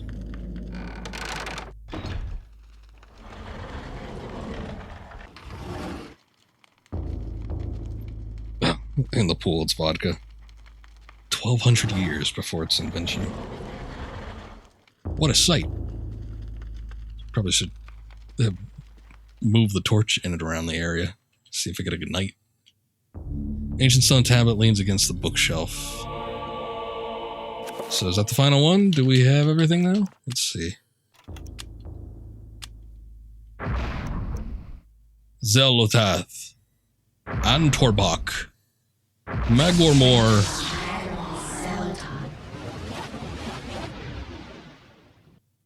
What do we do? What is it? Okay. The effects of this spell are unknown. Not all of its components are in your possession or have been identified. I see. Well, all the components are there. I guess.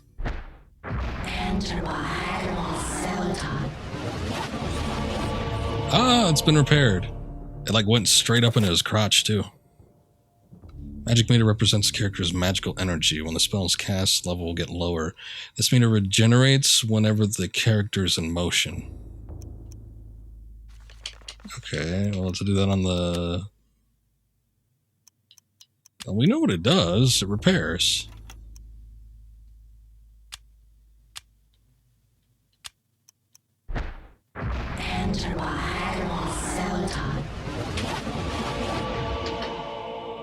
Item's been repaired. And I got a bot block.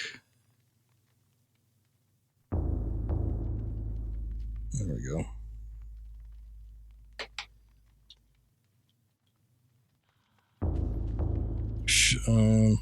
Okay, I wonder if we should go back to the water thing then. The water feature. Religious texts of an unspeakable nature, written in languages utterable only by monsters or corrupt humans. I'm sure you could do it if you tried. Actually, he's looking pretty corrupt now, too. Iron plate on the floor is carved with 3 curious circles. Dried splashes have marred its pockmarked and worn surface. I like the descriptor of pockmarked.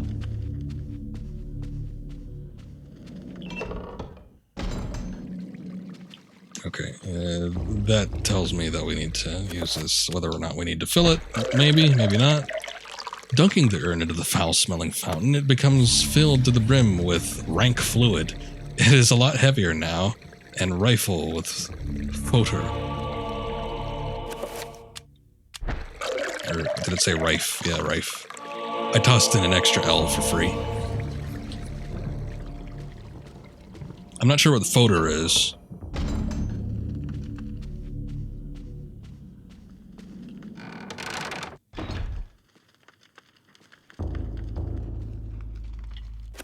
Okay.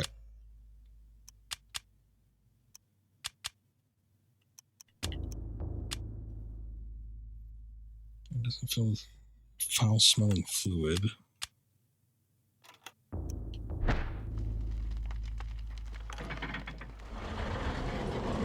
Okay, it's pressure sensitive. That makes sense, but we need the urns. Although the urn appears to sit correctly in place on the pressure plate, it does not appear to be heavy enough to depress it. That's why we got all three of these.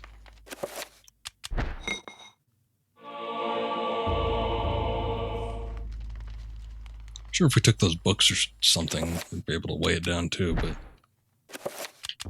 actually, I'm gonna use the torch. Did we examine the thing on here? Amongst the books on the table rests an ancient scroll of what appears to be paper. Yes, that is typically what scrolls are made of. Anthony has acquired the Enchant Item spell scroll. This allows a player to cast spells that have been found or researched.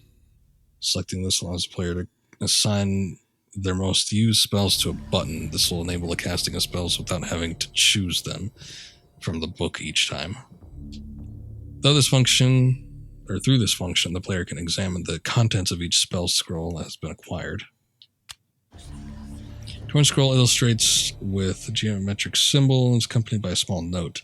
Note reads, "That which is broken shall be fixed, that which is dull will be sharp, thus the nature of the enchant item magic."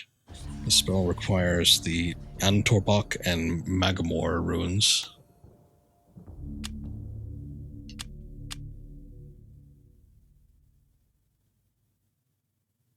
Spells have been cast directly from this book section of assigned to one of the 5 quick spell slots. Pressing one of the quick spell buttons illustrated will assign the spell to that button, allowing the casting of spells without retracting or retracing these steps. Select the button to assign the spell to, I guess, up. It's fine.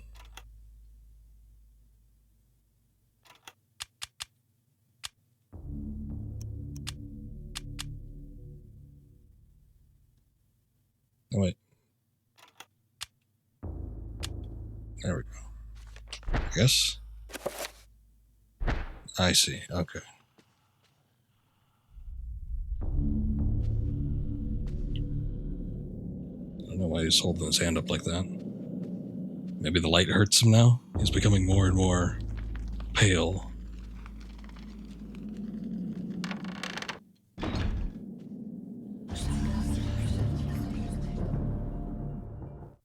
So, you have come to return my book. Very well then. For your efforts, I promise a quick and merciful death.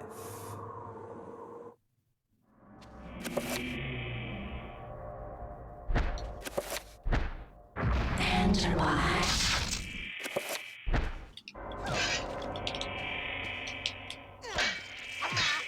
Let's keep going for that head.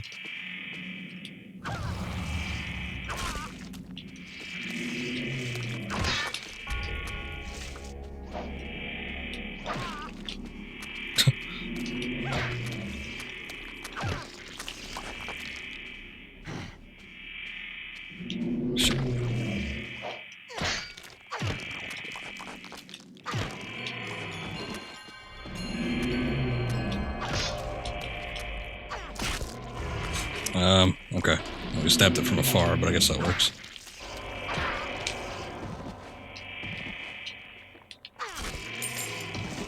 Nice. And we got the key. Sanity slowly waning, though.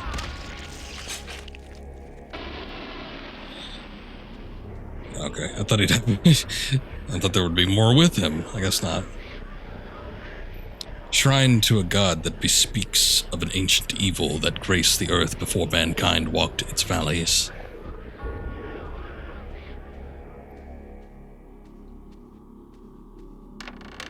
You know, by the time he gets over there, they're gonna think he's some kind of zombie or something.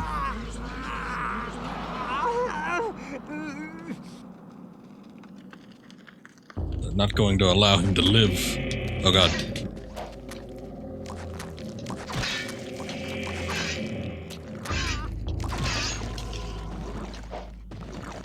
Kind of interesting that there's some sort of logic with the physics.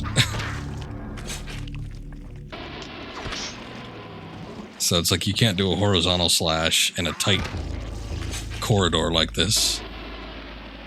You specifically have to slash vertically, which means you can only attack the head or the body, I guess?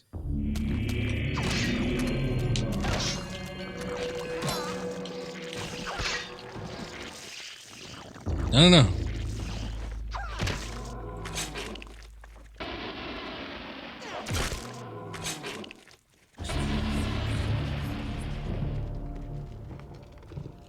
Hopefully I don't have to take the urns with me.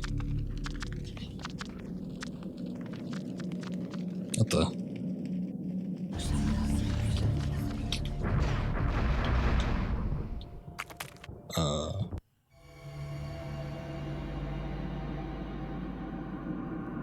Okay.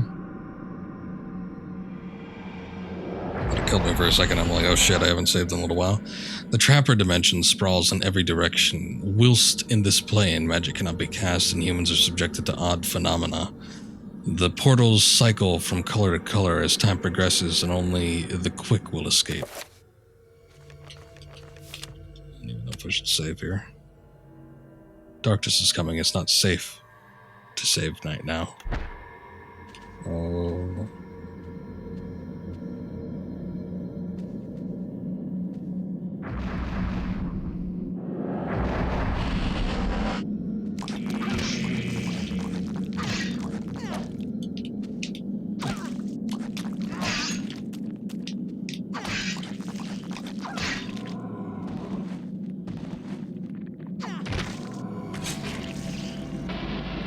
Okay, I'm guessing we have to make our way to the green portal. Or maybe not, there's a red portal here.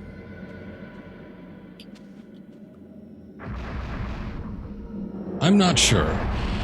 Actually, there's this big thing here. Let's see where this goes.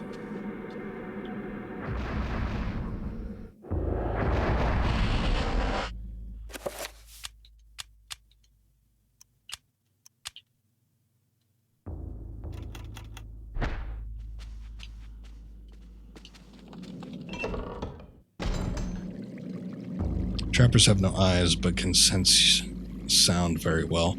If Anthony can sneak past them, they won't be trouble.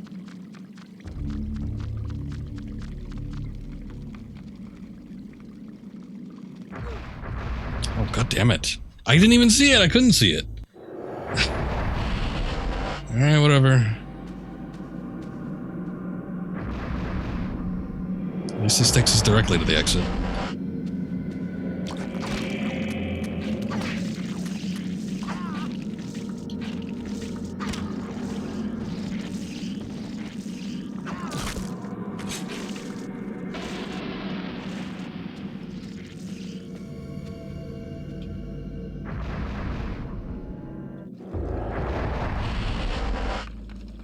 Maybe we should have a sip of that liquid in there. Oh, wrong way.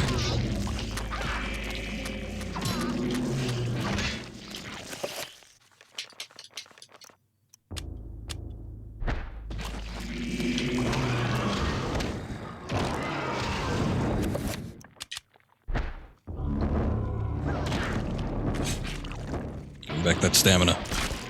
Or sanity.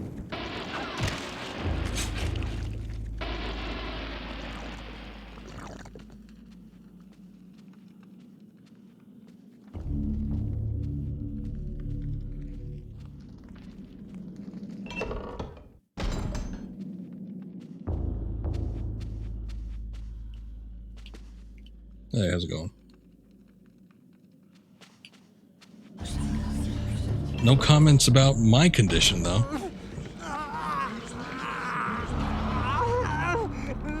Oh no! Oh, no. Oh, okay, I thought he had no eyes.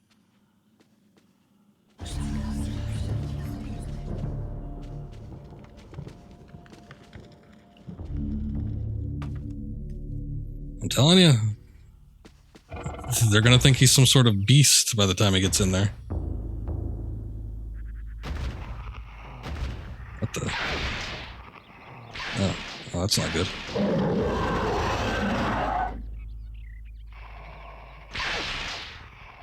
Oh, I'm like, yeah, I should probably make a break for it.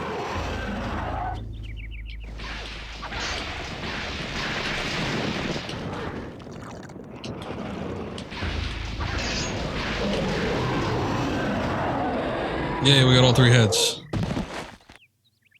Submit. Or face through us, that's fine too.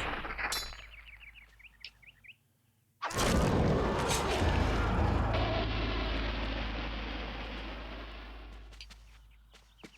didn't even get anything for that. Let's try to be as non-menacing as possible. Oh, never mind.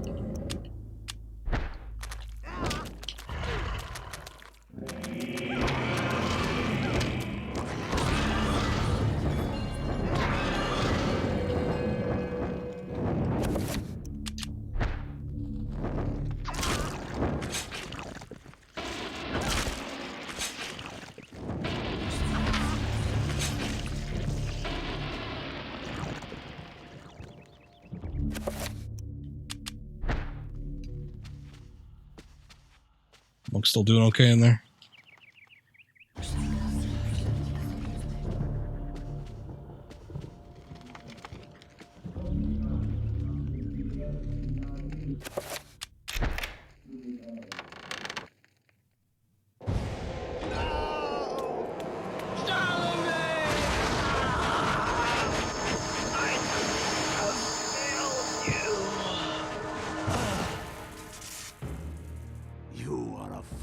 Trying to save him, Anthony. His fate was decided many centuries ago, as is the fate of this world. So what was the point of the scroll? Despite your faith, there is little to save you from the power of Chattur'gha. Oh, God, what? Okay. The man didn't even get to finish his sentence. Was it Chattur'gha, or was that just like the skeleton bursting forth from his body?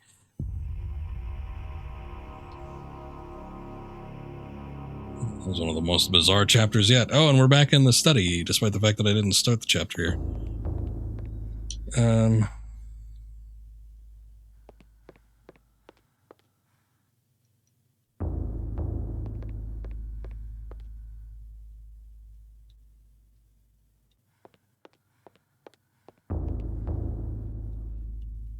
Just checking to see if any of this offers any new insights, but I guess not.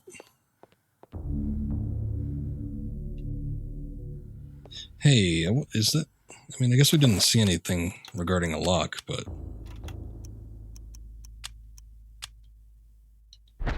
Okay. Just checking. Do we have the... Yes, we do.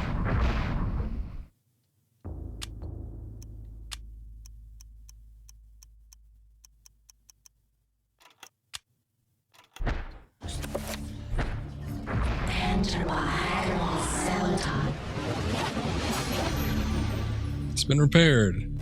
Let's hope it doesn't break again.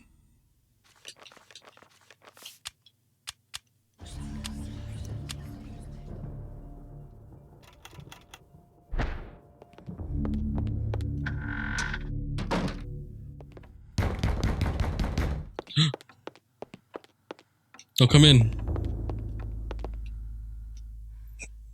I'm not decent. Wait, where's the knocking coming from?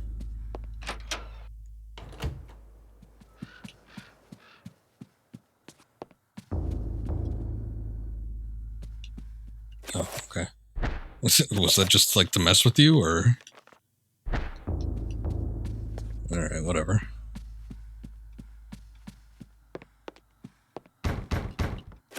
Oh, it's from here. What are you doing in there?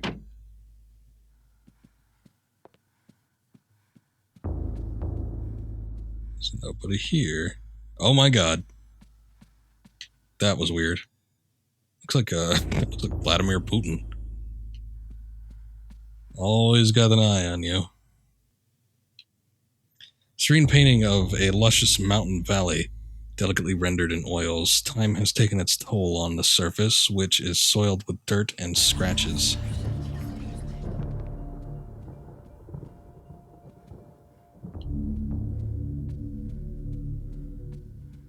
It's an odd horse.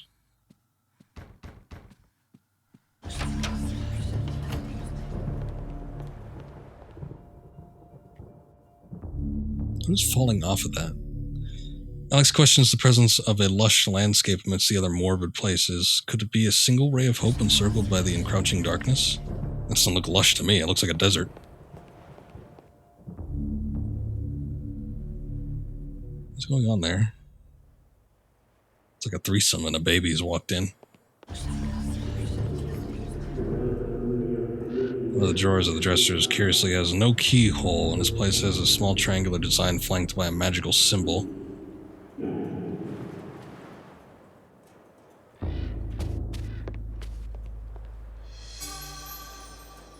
Oh, hey. Ammo. Interesting. That's not what I was looking at, but okay.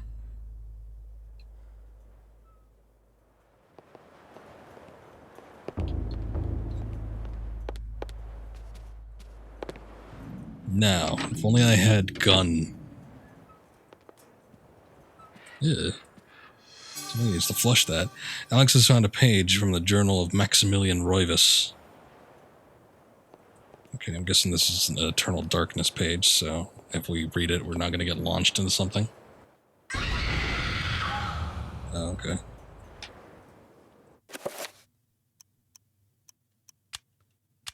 Let's see. This page is from Maximilian Roivas' journal. It reads, "Everything that brightened my life now engulfed me in darkness. I fed on the light of truth, yet starved on the shadows of lies. I have learned through my lifetime, but no less than a newborn baby." We call that Alzheimer's. Is that not a door? I guess it's a window. Do you want to comment on that nasty toilet?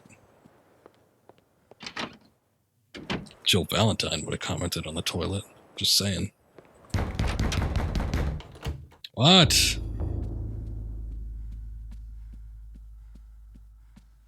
Knocking so angry.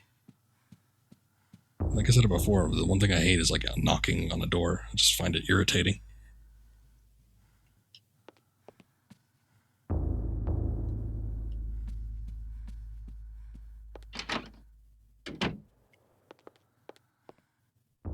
Is that a flag?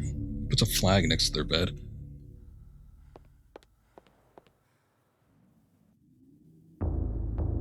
It's a very muddy painting. Chapter page has been hastily stashed behind the frame of the painting. Should Alex retrieve the chapter page? Alex found the chapter page entitled "The Gift of Forever." That would be quite a gift. Is that a rifle locker cabinet? Maybe not.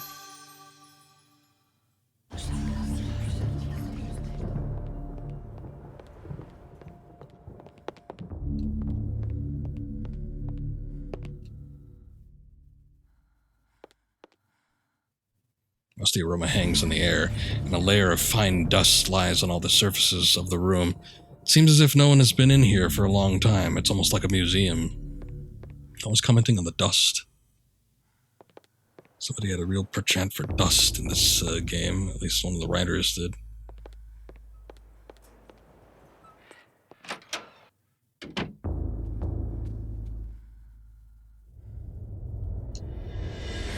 Oh. A very portly ghost.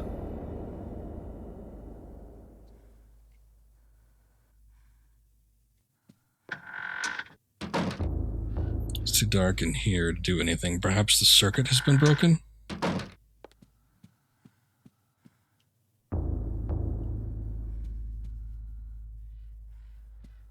It looked like Silent Hill. Wallpaper in the section of the hallway is oddly marred, as though the wall it sits on is not even with the rest of the room.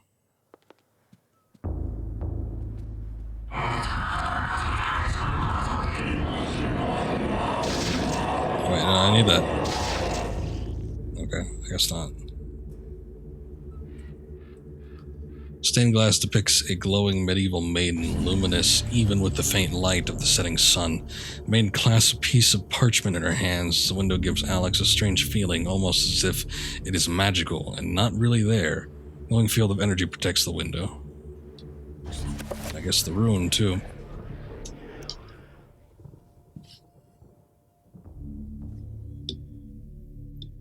Probably something to do with magic.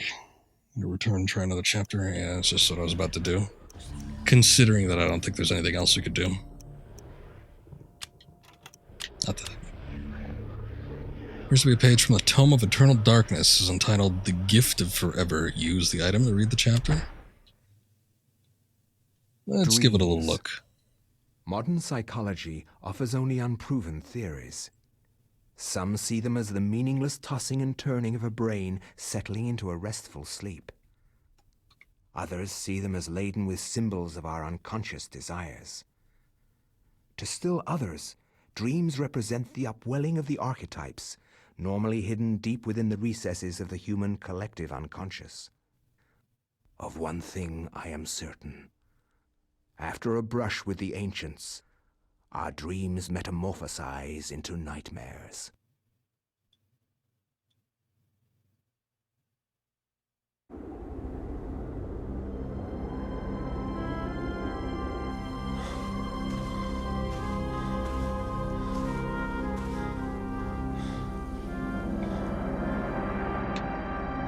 Ah, the Arabian Adventure. I've implored you for years, yet you ignore all my advances.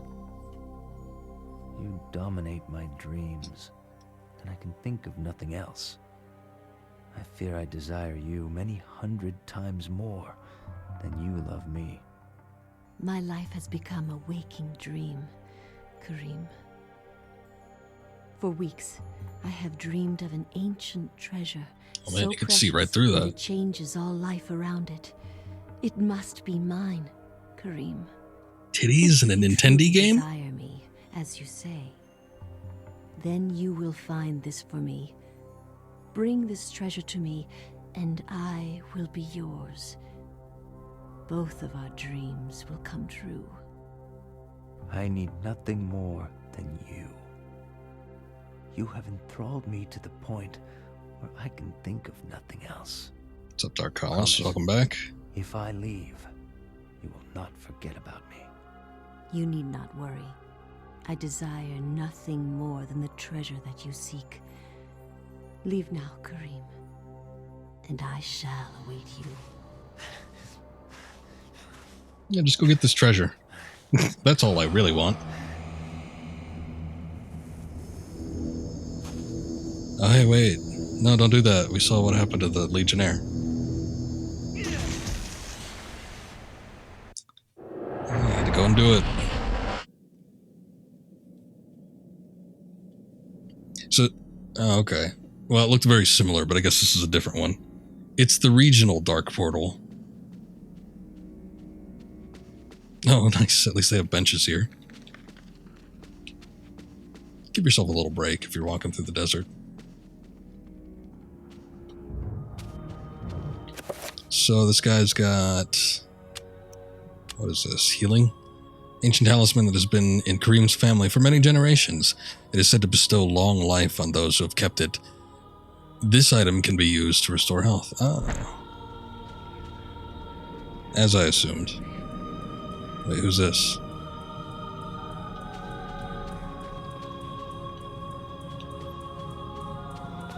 I guess he's the same as all these skeletons. He just hasn't skeletonized yet.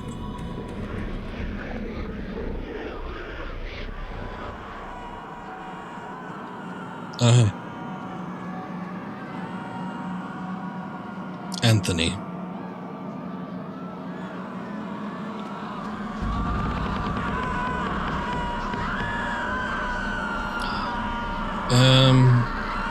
It's the same exact thing that we read with Anthony. Just need a means to get the Tome of Eternal Darkness. I feel like they probably could have maybe done something a little more creative, but who am I to judge?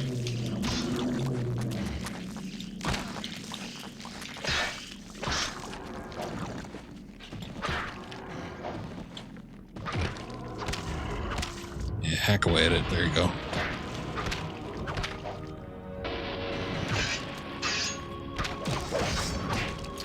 Whoa, he's got some skill with the blade.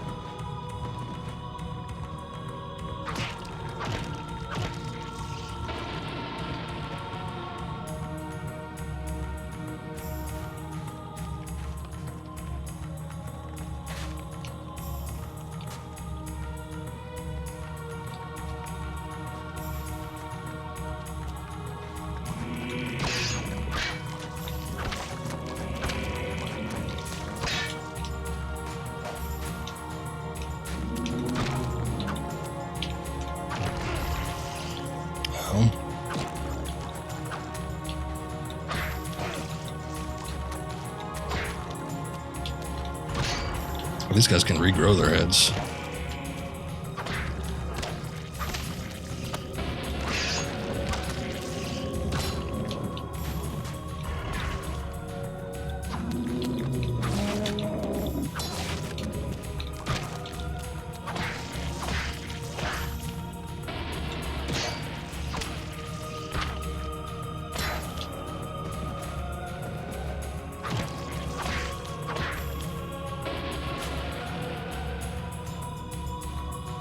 Statuette vaguely resembling a man stands atop a low pedestal.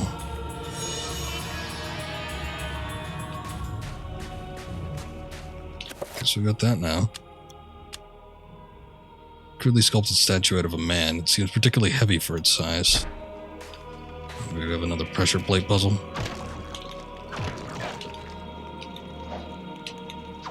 Maybe we could use it as a weapon.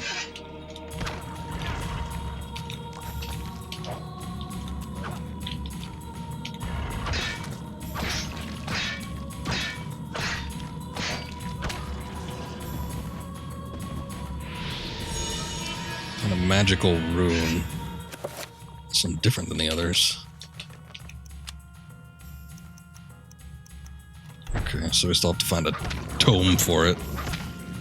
But maybe we'll get that at some point.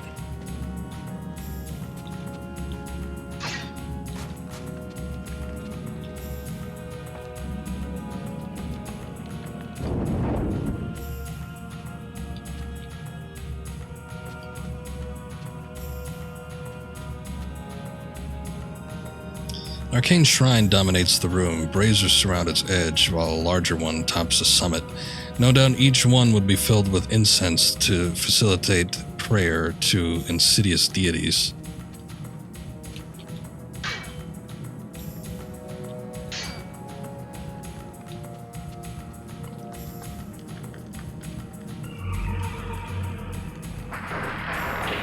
Oh, okay. So I guess just having the rune I was able to do that?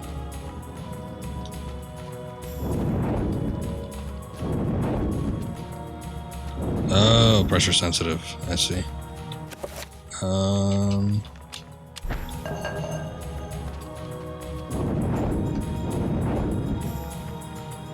Well, we need to find... Okay. I need to find another statuette.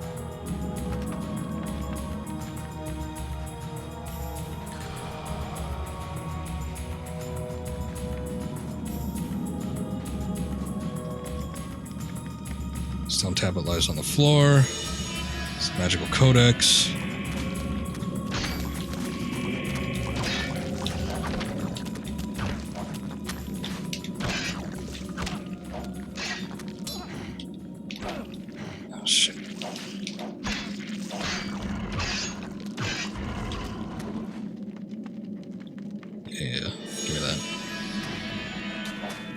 I guess I don't need to kill these guys.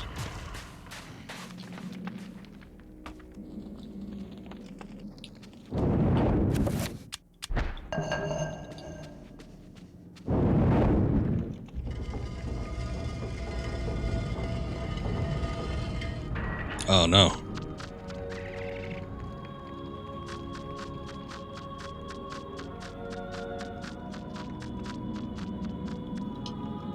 Trying to pierce have risen from the floor, exposing what appears to be a lifting mechanism. Should Kareem use the device to descend? Yes.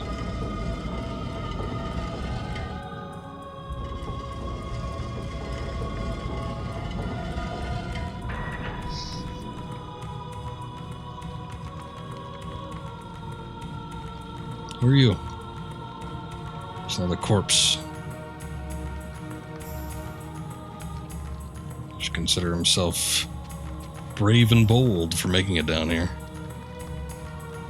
Man lies dead, anointed in blood from the ravages of a tool war's sword. The wounds, deep and numerous, seep fresh blood, precise yet powerful. The result of a man's actions, not a monster's. Should Kareem retrieve the tool war? Kareem has acquired the tool war. Kareem can now wield 2 tool wars simultaneously.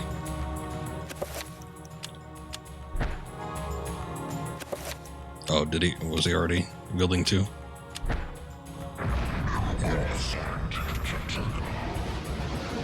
Let me use that while I'm at it. Alright. Kareem's our coolest character yet. Oh. I like that the stoic face is a little weird. But maybe it adds to the effect.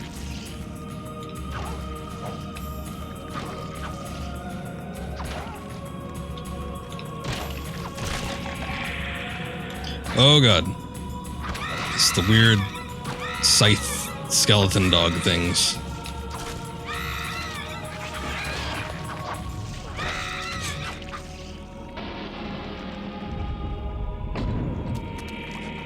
Later characters get better. Yeah, it seems like. I mean, well, our first character, well, I guess maybe he wasn't like... Seems like he might be the antagonist, but the Legionnaire seemed okay. He's a little tired.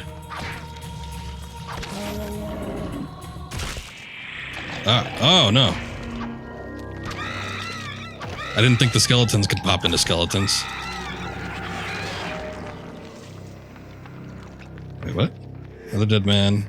Who were these men whose corpses litter the dungeon? Unwary soldiers who stumble inside, or grave robbers looking to plunder it? A crumpled scroll lies under the dead man's curled fingers. Kareem has acquired the Recover spell scroll.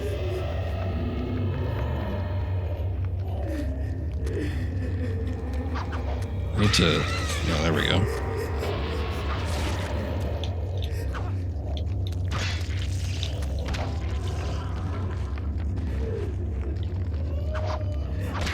Trying to get my sanity back.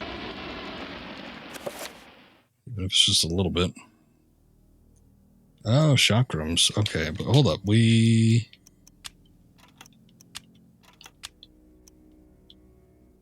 Chattur'gha. Recover. Let's see. Check.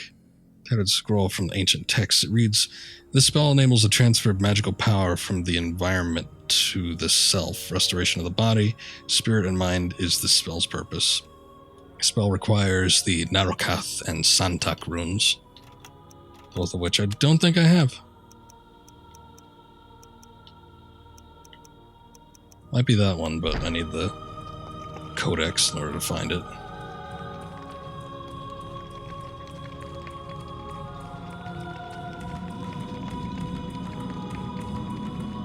Top plank replaces the lock. Colored sigils engraved on the metal above a wide slot. Slot appears to be wide enough to insert a large blade. Does that mean I can use one of mine, or...? Guess not.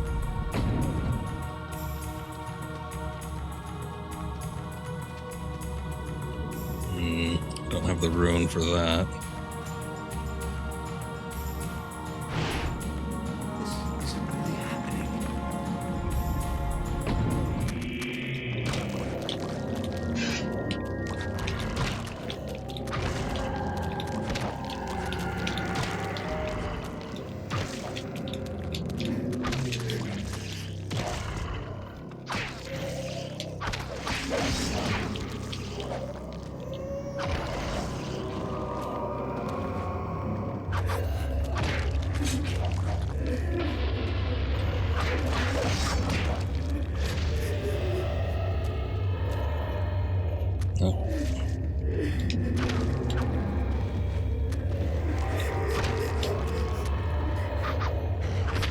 Kill it.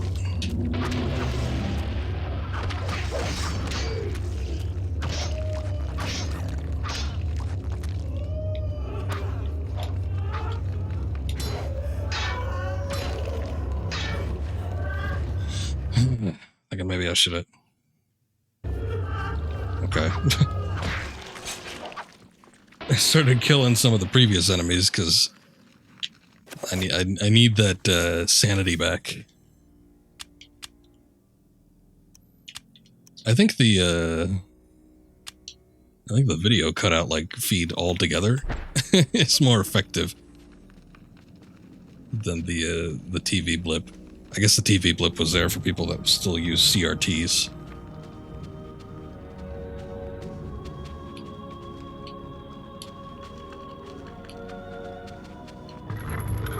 That's not really something that happens anymore with digital HD televisions. Oh, I don't have enough sanity for this.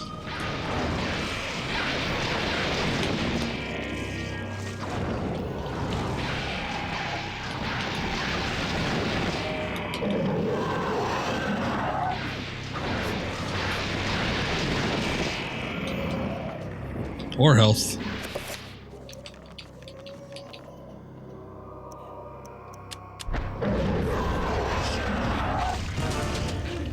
Oh. Okay, just... Oh, and I run. That was interesting.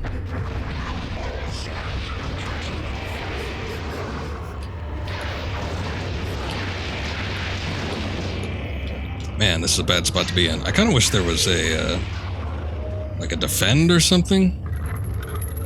I guess I could leave the room.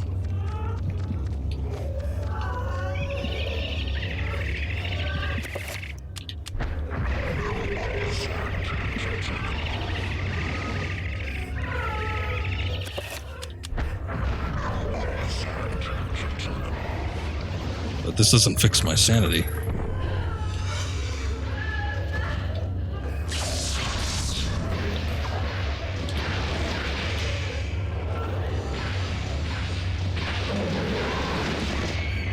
Ah.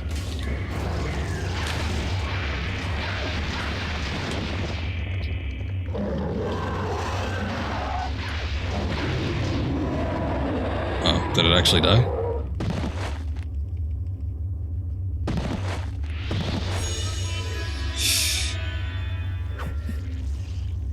Yeah, some of them sanity effects. Okay, muted. I guess we got no sound now. They're kind of interesting. Stun tablet lies amidst the dust on a flint. Okay. My mute button looks entirely different. It's just a symbol. It doesn't actually say mute.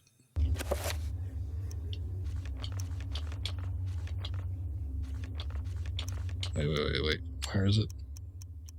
Okay, so we learned this one. Santac for the self. I guess that's it. We don't have the other one.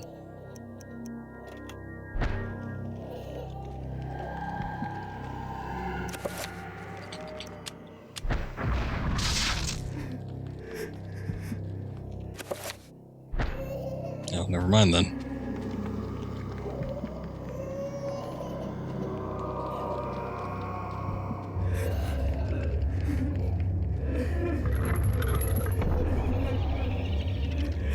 This sound like those little creatures, and I do not want to get hit by them.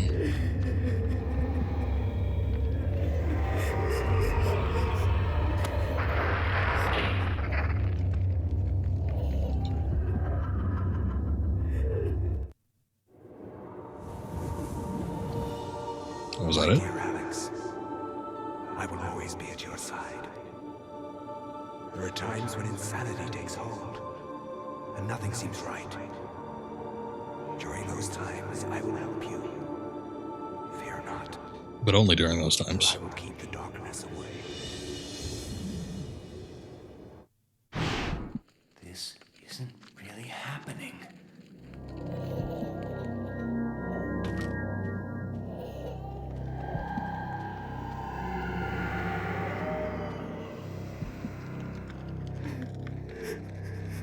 Tucked to a niche in the wall, stone tablet is found. Cream's acquired the magical codex.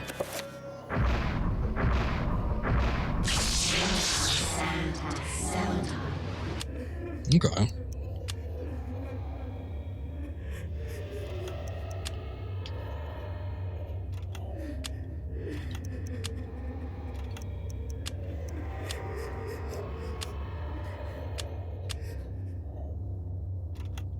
That'll serve my purposes better up at the top.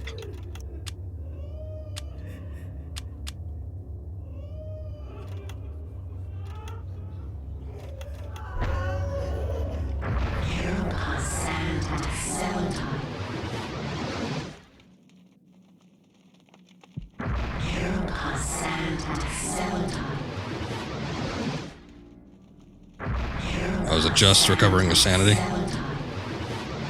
Alright. Oh, that's fine too, I guess.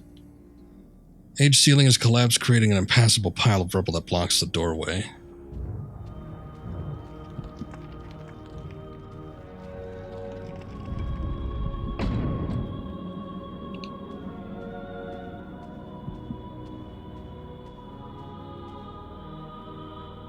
I guess that goes into that slot.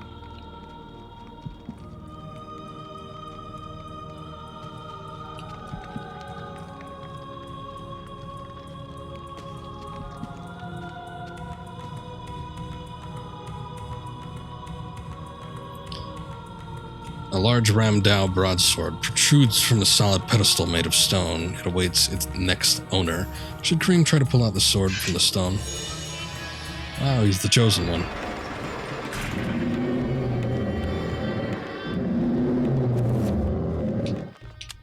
Let's give this a try, shall we?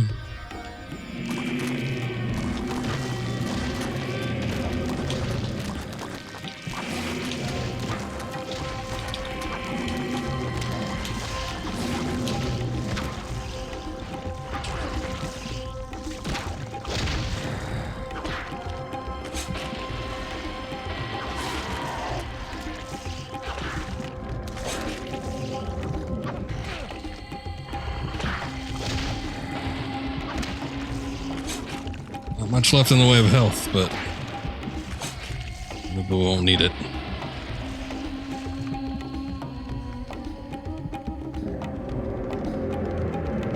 Okay, never mind.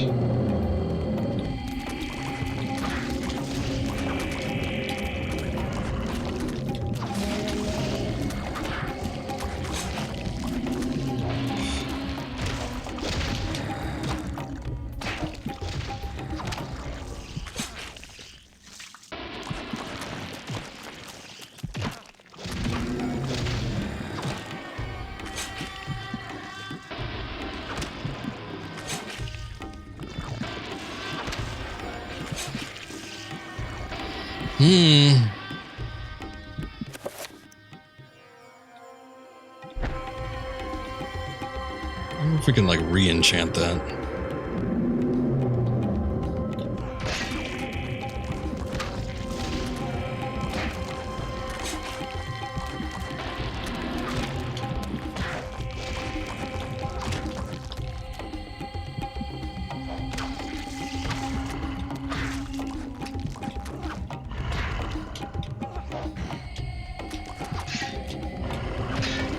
Having trouble hitting these guys.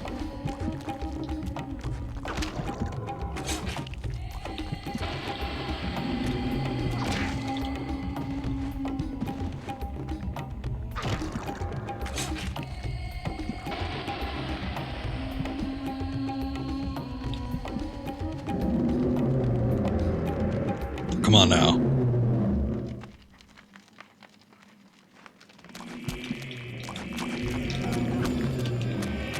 Be reasonable. Oh, wow. A magical rune.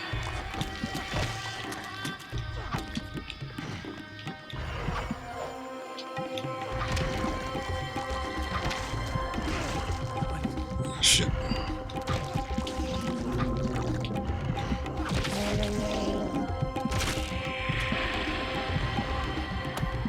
Oh no. Ah!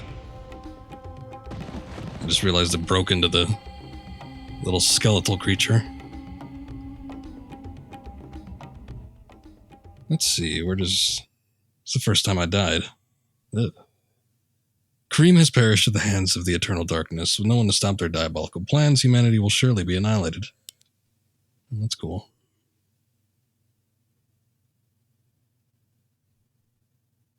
Oh, yeah, okay. In true survival horror fashion, it just goes back to the start menu. Well, I guess it's not completely unexpected.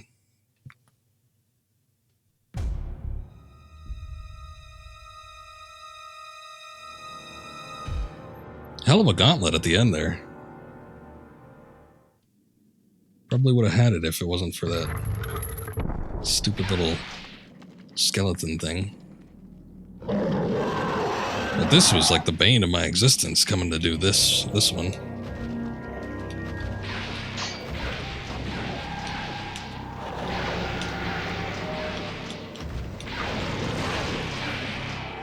It's hard to hit, though.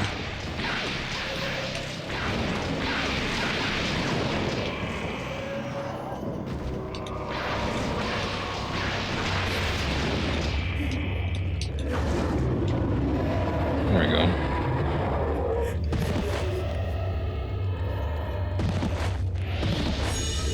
I think I did it a little better that time.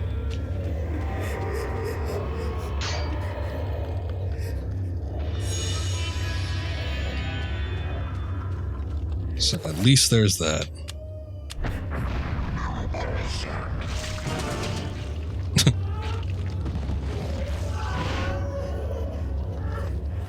So did it? Okay.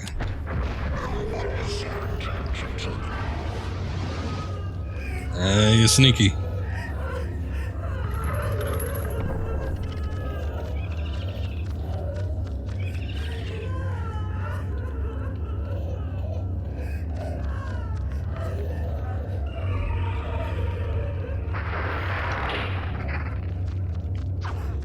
Shit. No.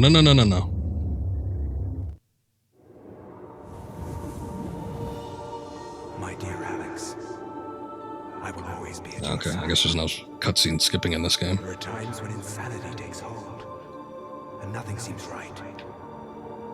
During those times, I will help you. Fear not, for I will keep the darkness away. This isn't really happening. Hold up a sec.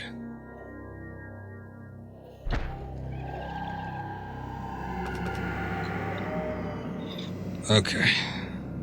Wonder if I should save. I did do that battle a lot better.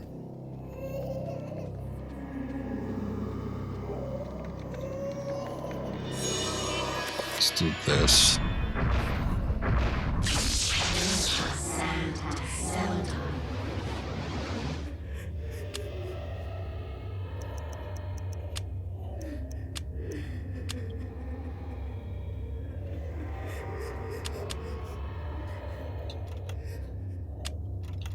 Okay, get back.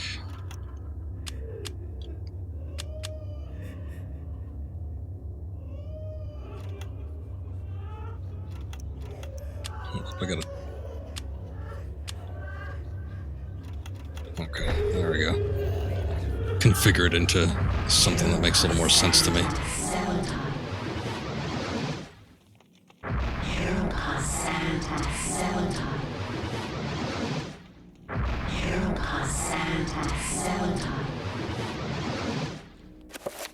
Okay, I think that should do. I think I will save in the other slot.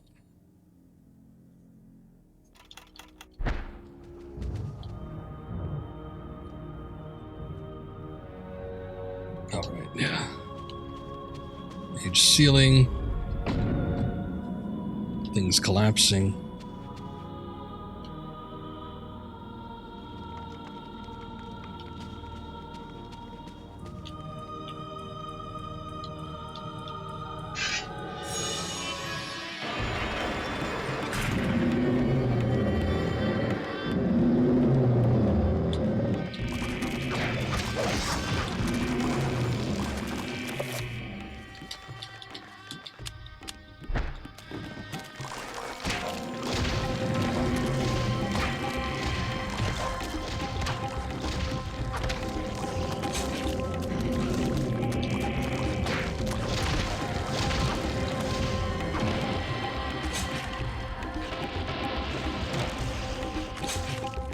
Oh, too late.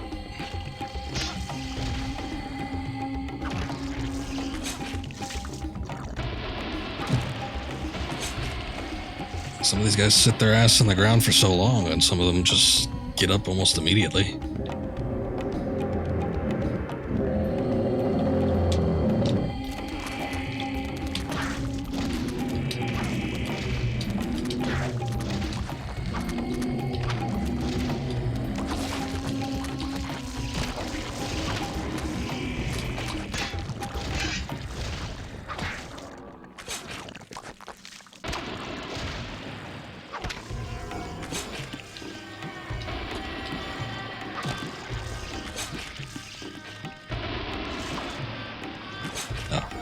Already dead.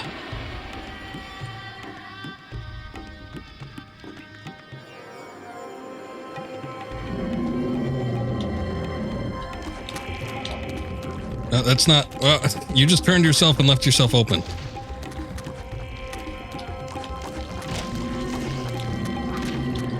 That is not how we attack.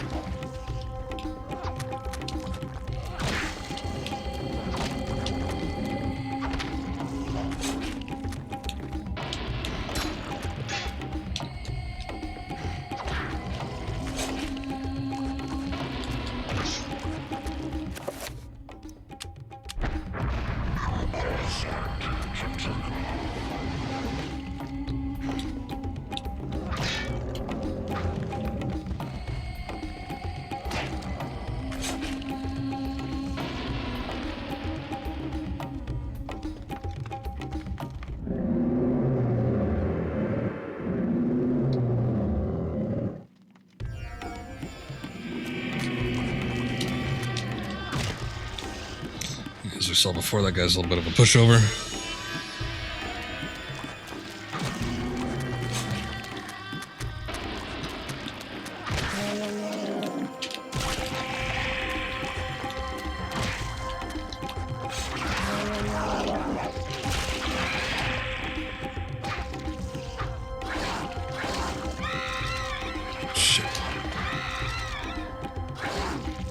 Shit.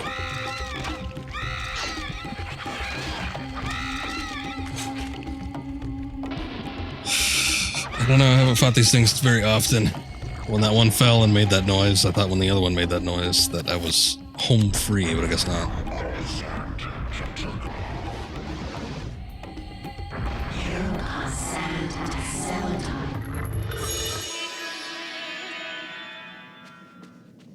Okay.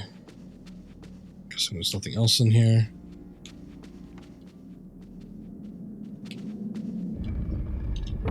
The sword and the rune.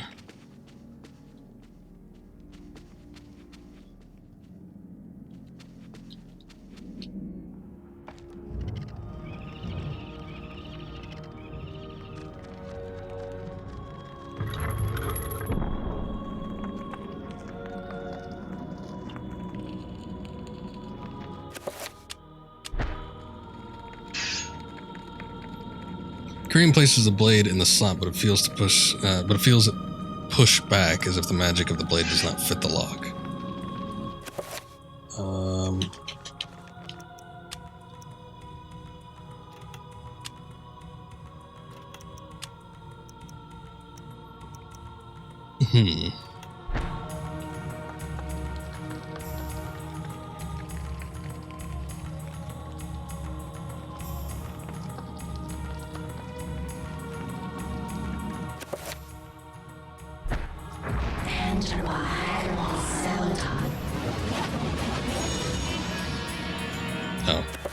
That's not exactly what I thought. Maybe I could enchant it with...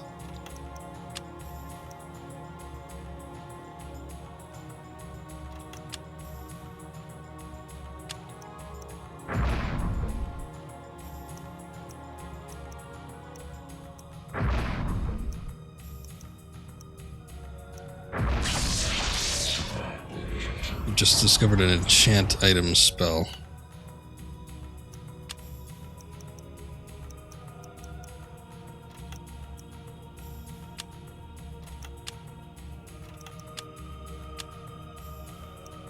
Wait a sec.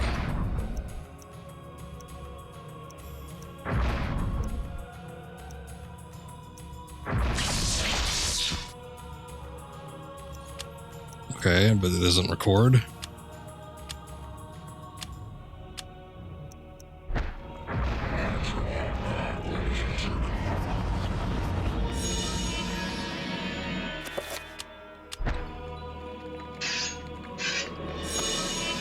There we go.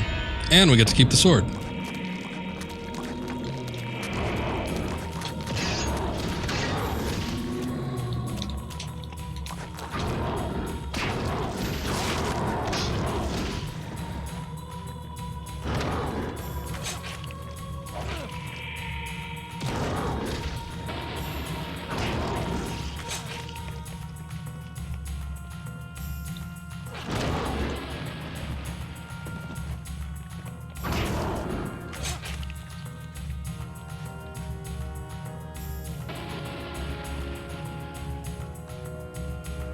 Alright, so this is what we're going to use to get past that door inside the mansion. But, I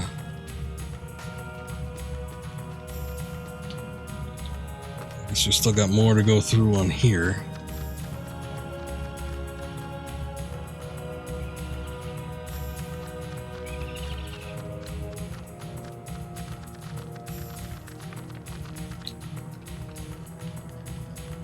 Ruby effigy stands upon the pedestal centered in the room. Kareem found the ruby effigy. What is that exactly? What did that do? Small statuette of a defeated warrior kneeling in respect to an unseen victor. It is made up from a deep red ruby. I don't remember any other puzzles needing something like that.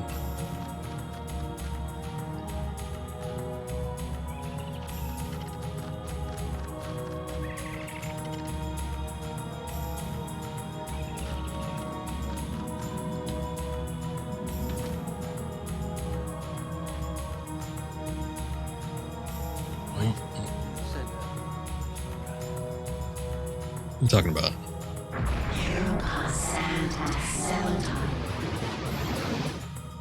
You get your sanity back in order, my friend.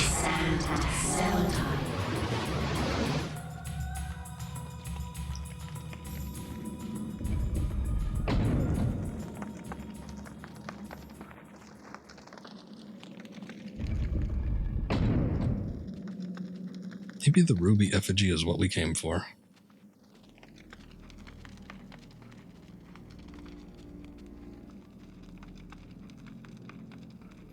I'm in a pool of cold blood as a dead soldier. He's the victim of an unseen battle. Perhaps this man died from the claws of the monsters of this place. It's difficult to tell.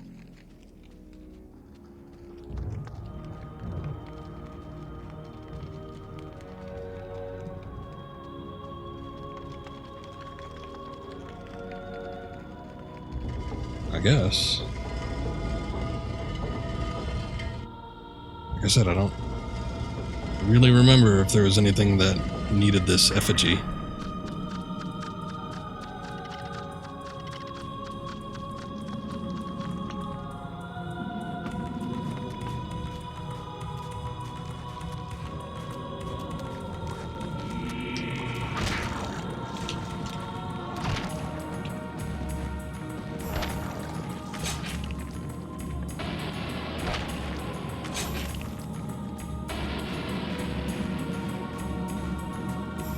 Pedestal here, but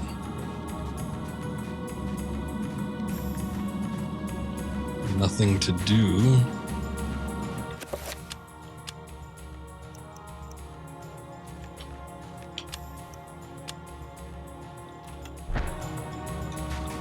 Alright. I guess let's check the other area in this room.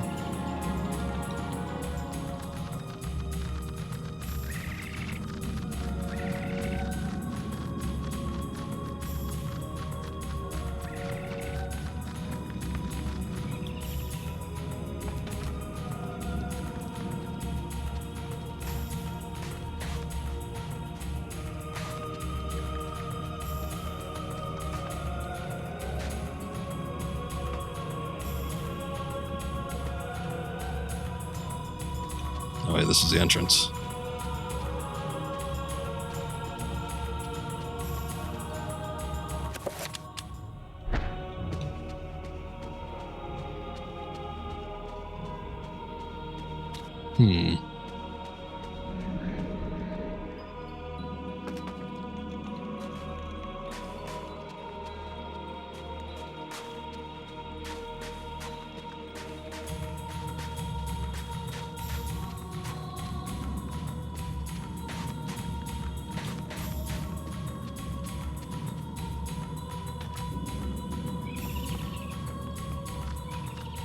Okay, so I guess we're missing something.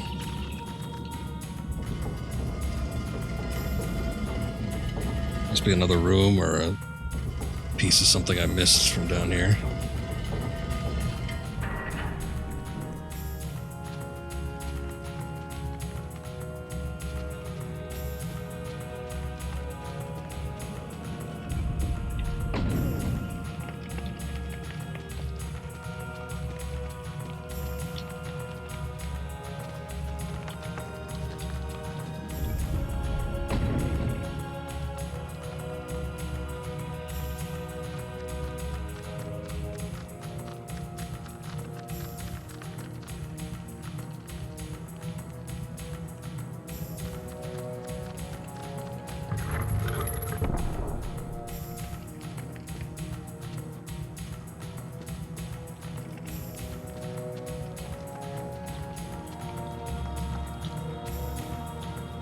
Nothing popping up.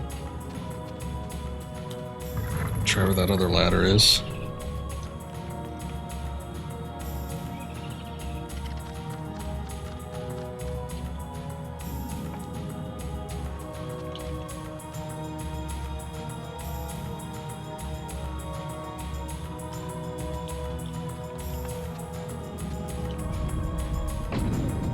And was there something I missed in the room where I got it?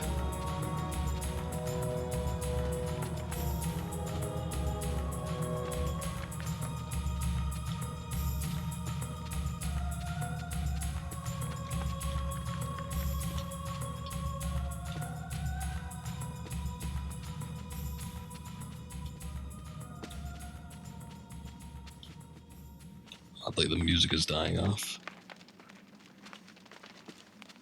Huh.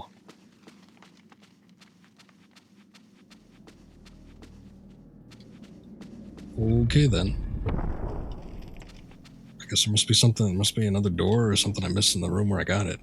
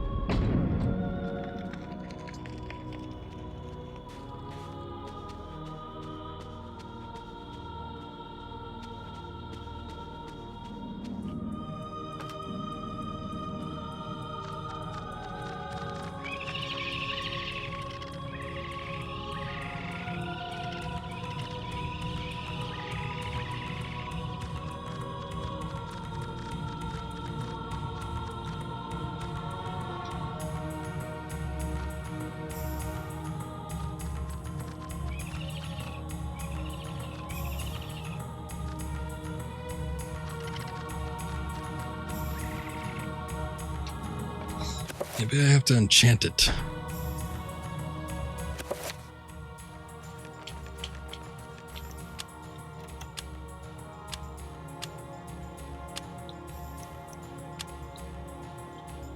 It cannot be enchanted.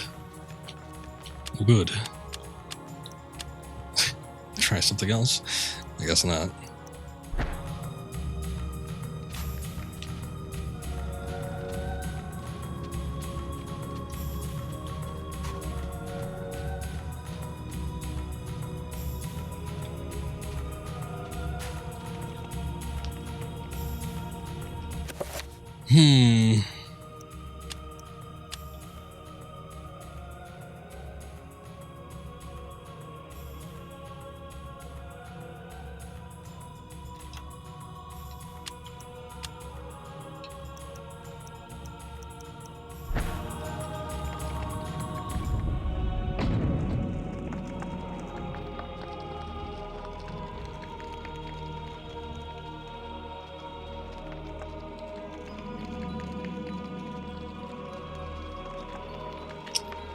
I'm not sure. And I'm getting to that point where I was thinking of quitting anyway. I'm going to take a quick look and see.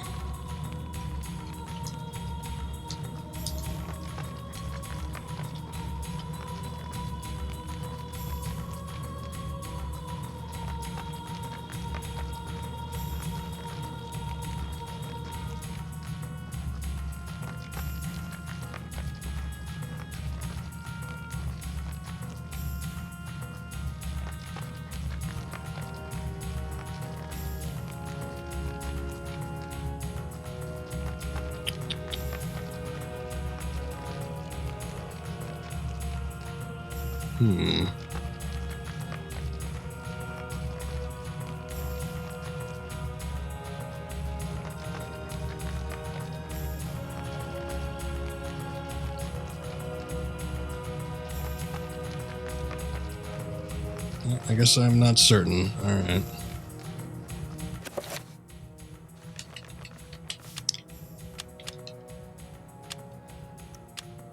Well, I'm going to save here, because we're coming up on about 3 hours. And it's midnight, so that's about quitting time, I'd say, for me. But we'll come back to this. I was hoping to finish a chapter, but oh well. We'll look into it and see what we could do. Because it is a work night after all. Anyway, this is a fascinating game. It's fairly interesting. I think something I could definitely get into. No idea how long this is. So hopefully the 2 weeks left we got in the month, I'll hopefully be able to knock this out. But I guess we'll just have to wait and see. Either way, it's pretty good. And I guess Silicon Knights probably isn't all that bad. But we'll see. Maybe there's an ancestor or some segment of the past that is just like really horrendous. I don't know. It's probably fine. Anyway, speaking of horrendous, we will be back tomorrow. And it, of course, is Monday. And, of course, is Metal Gear Monday. And we got that other Silicon Knights game, Twin Snakes, to worry about. Should be the last day for that, though. Considering that we've pretty much been 1-1 almost, give or take a few minutes, with the same amount of stream time as we've had with the original compared to Twin Snakes. I'm thinking we're probably going to end up beating it. The only problem is that this next stream is going to be rife with just the longest dialogue in the game. So that's kind of what takes up most of the time. Hopefully there's not going to be a whole lot of retries or anything like that. No bullshit when it comes to some of the final bosses and the last little gauntlet battle run we have to do. But we'll worry about that later. Still plenty of spooky games to get through. We just finished Resident Evil, but there's plenty more to do. Start up Haunting Grounds, start up Fear, and of course we started up Eternal Darkness. So we'll just kind of jump back and forth between them as the need arises. And then tomorrow, that one exception where we're just doing Metal Gear. Anyway, thank you guys for watching. Appreciate it. And let's see. Anything going on? Not really. All right. Switch 7 Cars. Thank you for the follow. Appreciate it. And that should be it. All right. You guys take care. Have a good night. See you around next time.